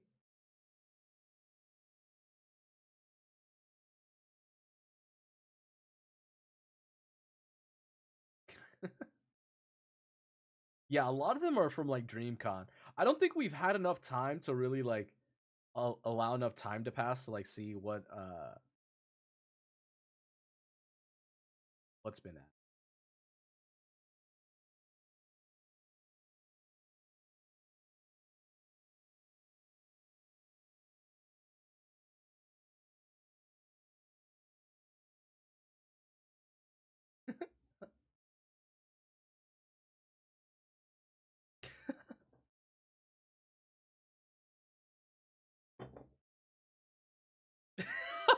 What the fuck was that? What the fuck was that clip? 60,000 views? Unk in Paradise. Oh, is he visiting? Is he visiting her family in the Philippines? Is that what this is about? I haven't been getting caught up with this. I haven't been caught up with the streams, man. I've been too busy taking care of some shit, but That's crazy. How early does he go live now? He's on the other side of the fucking world. Unkin Paradise. Dr. Pepper guy found Emily in New York. I've heard of this dude.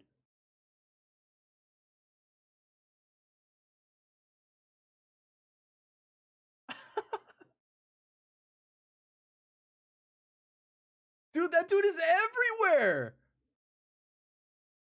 That's crazy. There's no way. Wasn't he in Japan like a month ago? And then he was in Europe like a couple weeks ago.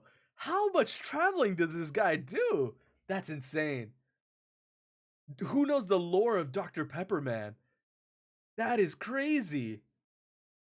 It's like forbidden lore. Another old school rune.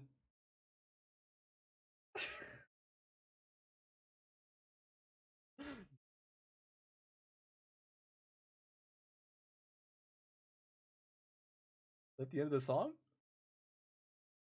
Oh, I thought it was gonna keep going. No! What the fuck? Oh my god.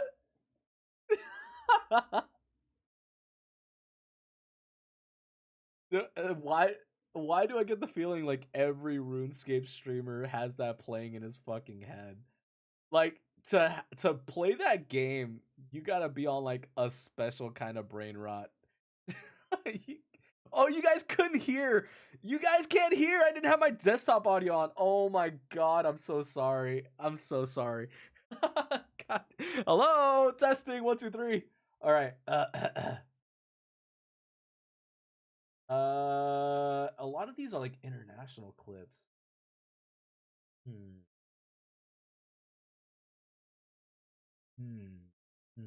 I wonder what the lore of like some of these international streamers are. How did some of them get started?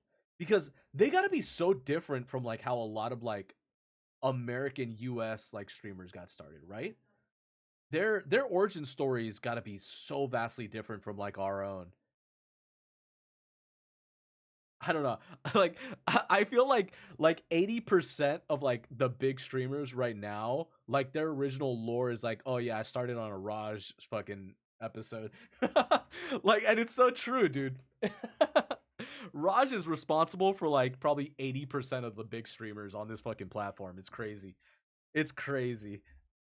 Or should I say Austin Show? Crazy lore, man. There's not a lot of people that kind of like made it outside of that, right? There's like a couple, like a handful. There's a handful of people that kind of made it on their own shit. What else?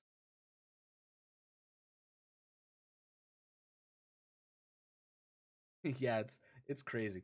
But when I tell people that like I've been like on this platform since like 2015, a lot of people don't understand. Like I've been around since like 2014, 15, yeah.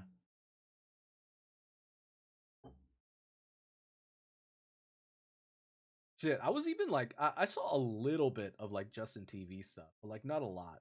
I joined heavily like around 2013, 14.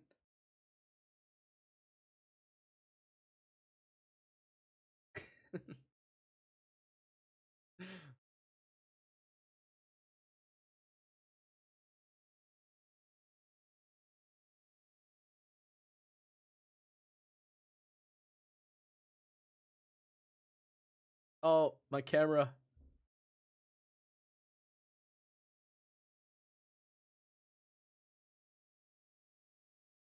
Oh god.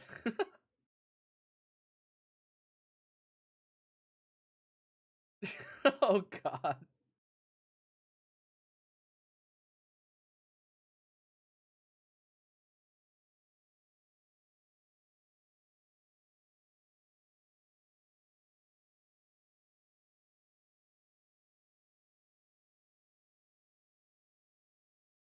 Oh. Hey, me too, bruh. Again, I don't have my audio on! Fucking tell me this on shit! Your milestones, and so you can hold a pufferfish. And they found 7 people that can help you. Oh, this is AI. This is AI, and there's 7 people that can help you. That's really dog shit. I hate AI. Okay. I'll see you later. Okay. I think we're caught up, right? Yes! Go! We can do it! Oh, guys? Guys? Yeah, hold up. Wait, can you hear me? Oh no. Don't say a slur, please. Queeks, I'm not gonna say yes! slur, bro. Yes! Okay, thanks. Dude, oh my god, the first thing I think anytime I hear a fucking open mic in games is please don't say some stupid shit. Oh my fucking god. Dude, it's why I went so many years without fucking opening up my comms on Valo. No joke. Oh my god. I still have a fucking rough time because you always get like one person like every 20 games that's gonna fucking say some shit. Every time, man. I played Valo a couple days ago and that shit happened. And there's nothing you could do. You either mute or you just have to like play it off like you didn't hear anything and just like continue. Like you just don't know how to react in those moments, man. I would have. Wait. Me and Jolly Rancher, I just invited him. Wait, you can hear me? He just got early. Yeah, we can hear you. He's on Deafen though right now. Get off Deafen, Jolly. Jolly, over here. It was funny. I'm not even gonna lie. I was in a Squeaks stream watching him play Metal Slug the other day, and that shit reminded me of just how much I miss like arcade bars. There's not enough fucking arcade bars in LA. How do I live in fucking LA and there's like only 2 bars that have video game related like boxes, you know? There's not a single bar that has like I think there's one like down towards like Long Beach area that I keep hearing a lot of people talk about. I don't remember what the name of it is. But a lot of people in like the esports like fightcade kind of scene go to it. I don't remember what the name of it is though. I think it's like Torrance or like Long Beach or some shit like that. I don't remember. But it looked fire. It looked fire from when I looked at it. I've wanted to go there for like a cool minute. But I haven't had the opportunity, or let alone the group of people, because like most of the people that I know live like fucking outside of the city and they rarely come to fucking LA because they hate the fucking traffic. It's so tough to find a fucking group around here, man. Let alone to find somebody that's gonna drive once you're drunk. But yeah. Yeah, it's weird. I've been wanting to try out that new because like I think the only one that's close by to me is Bar 82. And while Bar 82 is like a nice bar, Bar 82 is fun. It's too crowded sometimes. Bar 82 is a little too crowded. And they have a decent amount of like games, but like the fact that they only have like one side dedicated to like video games and the other side just like nothing but ping pongs, I kind of don't like that. I think they need more Marvel vs. Capcom boxes. They need more Street Fighter versus X-Men boxes. They need more. Bar 82 needs more. They need to take out some of the pinball fucking arcade boxes, man, and replace them with shit that's like a little bit more fun to play, like a DDR machine or some shit. That's my personal opinion. But yeah, I don't think they have enough. But I think in Bar 82's defense, there's another spot like a block or two away from Bar 82. It's like literally like a block away that does bowling, has a DDR machine, has like basic arcades and a bar. So like, I guess they kind of like they have their own thing, you know, going. Maybe they don't want a DDR machine so that they don't compete with that other spot. I guess I'm not too sure. That other spot's DDR machine was pretty fire though. I went there like a couple of weeks ago for my birthday, and oh my god, that machine, for some reason it was broken, and it had unlimited dancing available to it. So I spent like fucking an hour straight just fucking playing DDR. Well, it's like bootleg DDR. It was like a weird ass fucking DDR version, but I worked up such a sweat playing that game. Oh my god, I was wearing some heavy ass boots that day too, so like I was weighted down like fucking Goku. That shit was rough, man. That shit was fucking rough. Oh man, you guys should have been there. You guys should have been there. Probably would have had a lot more fun. All right.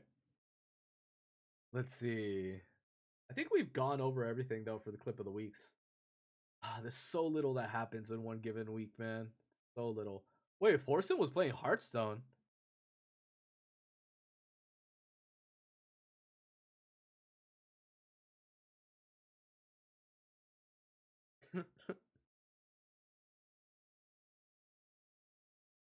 X Pro, by the way. My audio's not on again! Oh my fucking god. Dude, this audio sounds so chunky though. It's fucking... What the fuck is this hero power about, huh? Dude, he sounds like me when I'm drunk. He gets turn one, fucking... I start slurring like that a lot when I'm fucking drunk too. Never build... No. It was us. It was... Fuck, man. Do I have to try out Hearthstone? I see so many people talking about that game and I've never fucking played it. So many people fucking play that shit. Should I give it a good like college try? Oh, it's a type racer. That's a fun one. PTSD. What is this?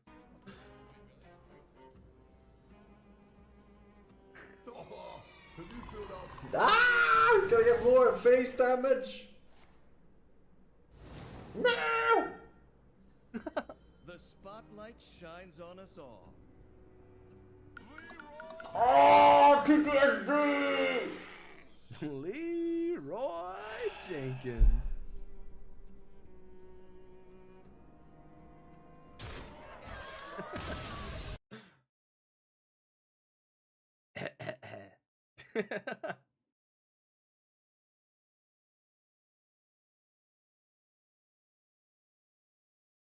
Yeah, there's not a lot else.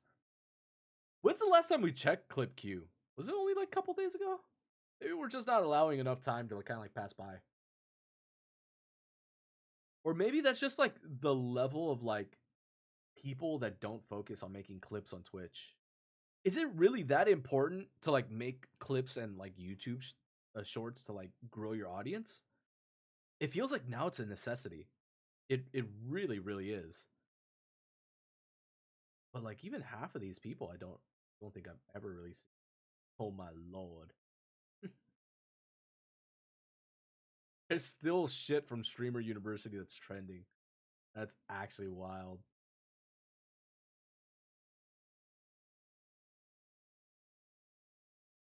All right.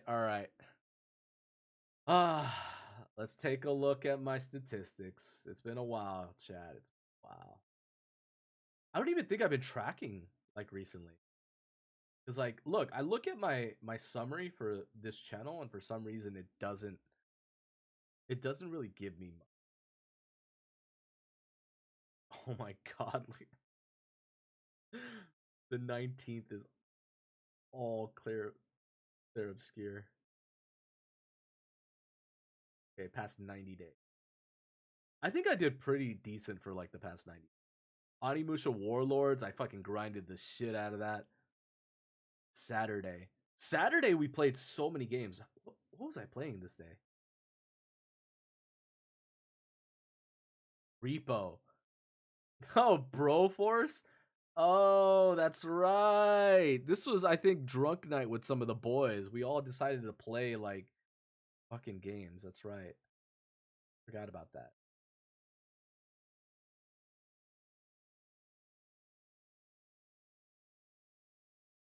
All right. Yeah, man. Past 180 days. Is there any other tracker that like keeps like more accurate statistics on this? I don't feel like this is like accurate enough. And this is Sully Gnome, whatever the fuck that is.